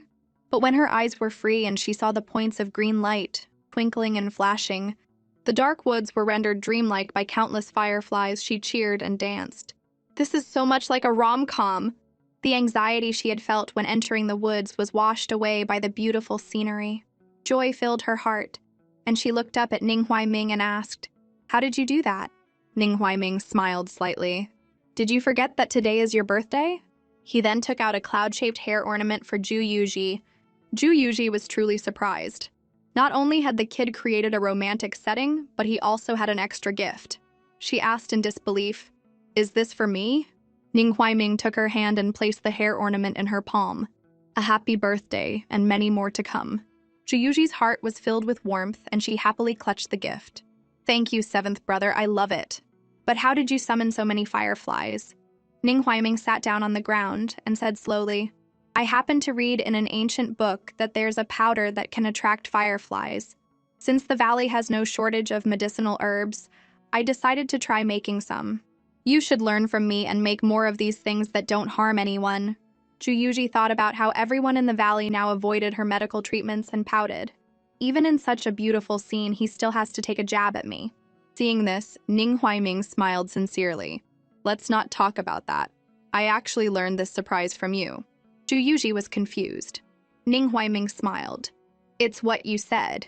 When you're preparing a surprise for someone, you have to suppress first, then praise. The more you suppress at the beginning, the happier they'll be at the end. Zhu Yuji instantly remembered what she had done that terrible day. So all the fear she had felt tonight was her own doing. 2 days before Ning Huaiming's birthday last year, Zhu Yuji had happily taken the huge kite her senior brother had made for her and went to find Ning Huaiming, planning to go play with him. But when she got to his room, he wasn't there. Just as she was about to go look for him elsewhere, she smelled a strange orchid scent in the room. She followed the scent and stopped in front of an exquisite square box. After a moment's thought, she picked it up and opened it. Inside was a delicate cloth doll. Zhu Yuji was very curious. As she was examining it, her wrist was suddenly grabbed. She looked up and saw the kid's cold, displeased face. Who told you you could touch my things? Zhu Yuji immediately dropped to her knees, held up the wooden box with both hands, and apologized. I'm sorry. I was wrong. I actually came to ask you to fly the kite with me, but I shouldn't have gone through your things without permission. It was wrong. Seeing how quickly she admitted her mistake and her good attitude, Ning Huaiming's anger from when he first came in turned into a sigh. He took the wooden box and said, All right, you can go now. But Zhu Yuji didn't leave. She quickly followed him and poked his arm. Hey, where did you get that doll? Do you know that the doll? Before she could finish, she was cut off by Ning Huaiming's loud, emotional shout. That has nothing to do with you. Because she was so close and his reaction was so sudden, Zhu Yuji lost her balance and stumbled back, falling to the ground. Seeing this, Ning Huaiming came to his senses and realized he had overreacted and hurt his junior sister. Are you all right? He started to step forward to help her up. But Zhu Yuji, having been knocked down for no reason, was also angry. She jumped up and huffed, "Fine, don't tell me. You think I'm a pushover, right? Fine, but why did you have to push me?" She picked up the kite with its broken wing and stomped out, fuming. Ning Huaiming heard her raging thoughts. My senior brother just made this kite for me. I haven't even played with it yet. Hearing this, Ning Huaiming said softly, I'm sorry, I didn't mean to. Hearing him say that, Zhu Yuji's tone softened a little, but she still reminded him of the hidden danger. There's something wrong with that doll. If you smell the scent on it for too long, you'll fall into a deep sleep. Today, I really learned what it means to be kind and get punished for it. Ning Huaiming was shocked. He quickly chased after her and grabbed her to confirm, What did you just say? There's poison on that doll? Seeing Zhu Yuji nod in confirmation. Yeah, Ning Huaiming was completely devastated. So that's it. Zhu Yuji didn't understand his devastated expression. What's going on? She forgot she was still angry and asked with concern, Are you all right?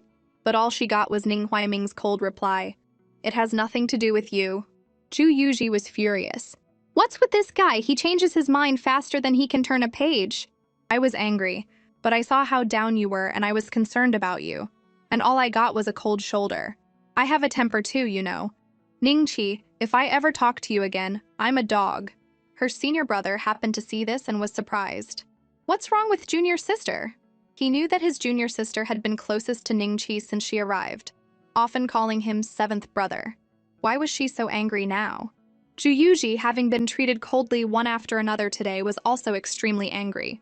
Senior brother, you're my witness. Ningqi and I are done.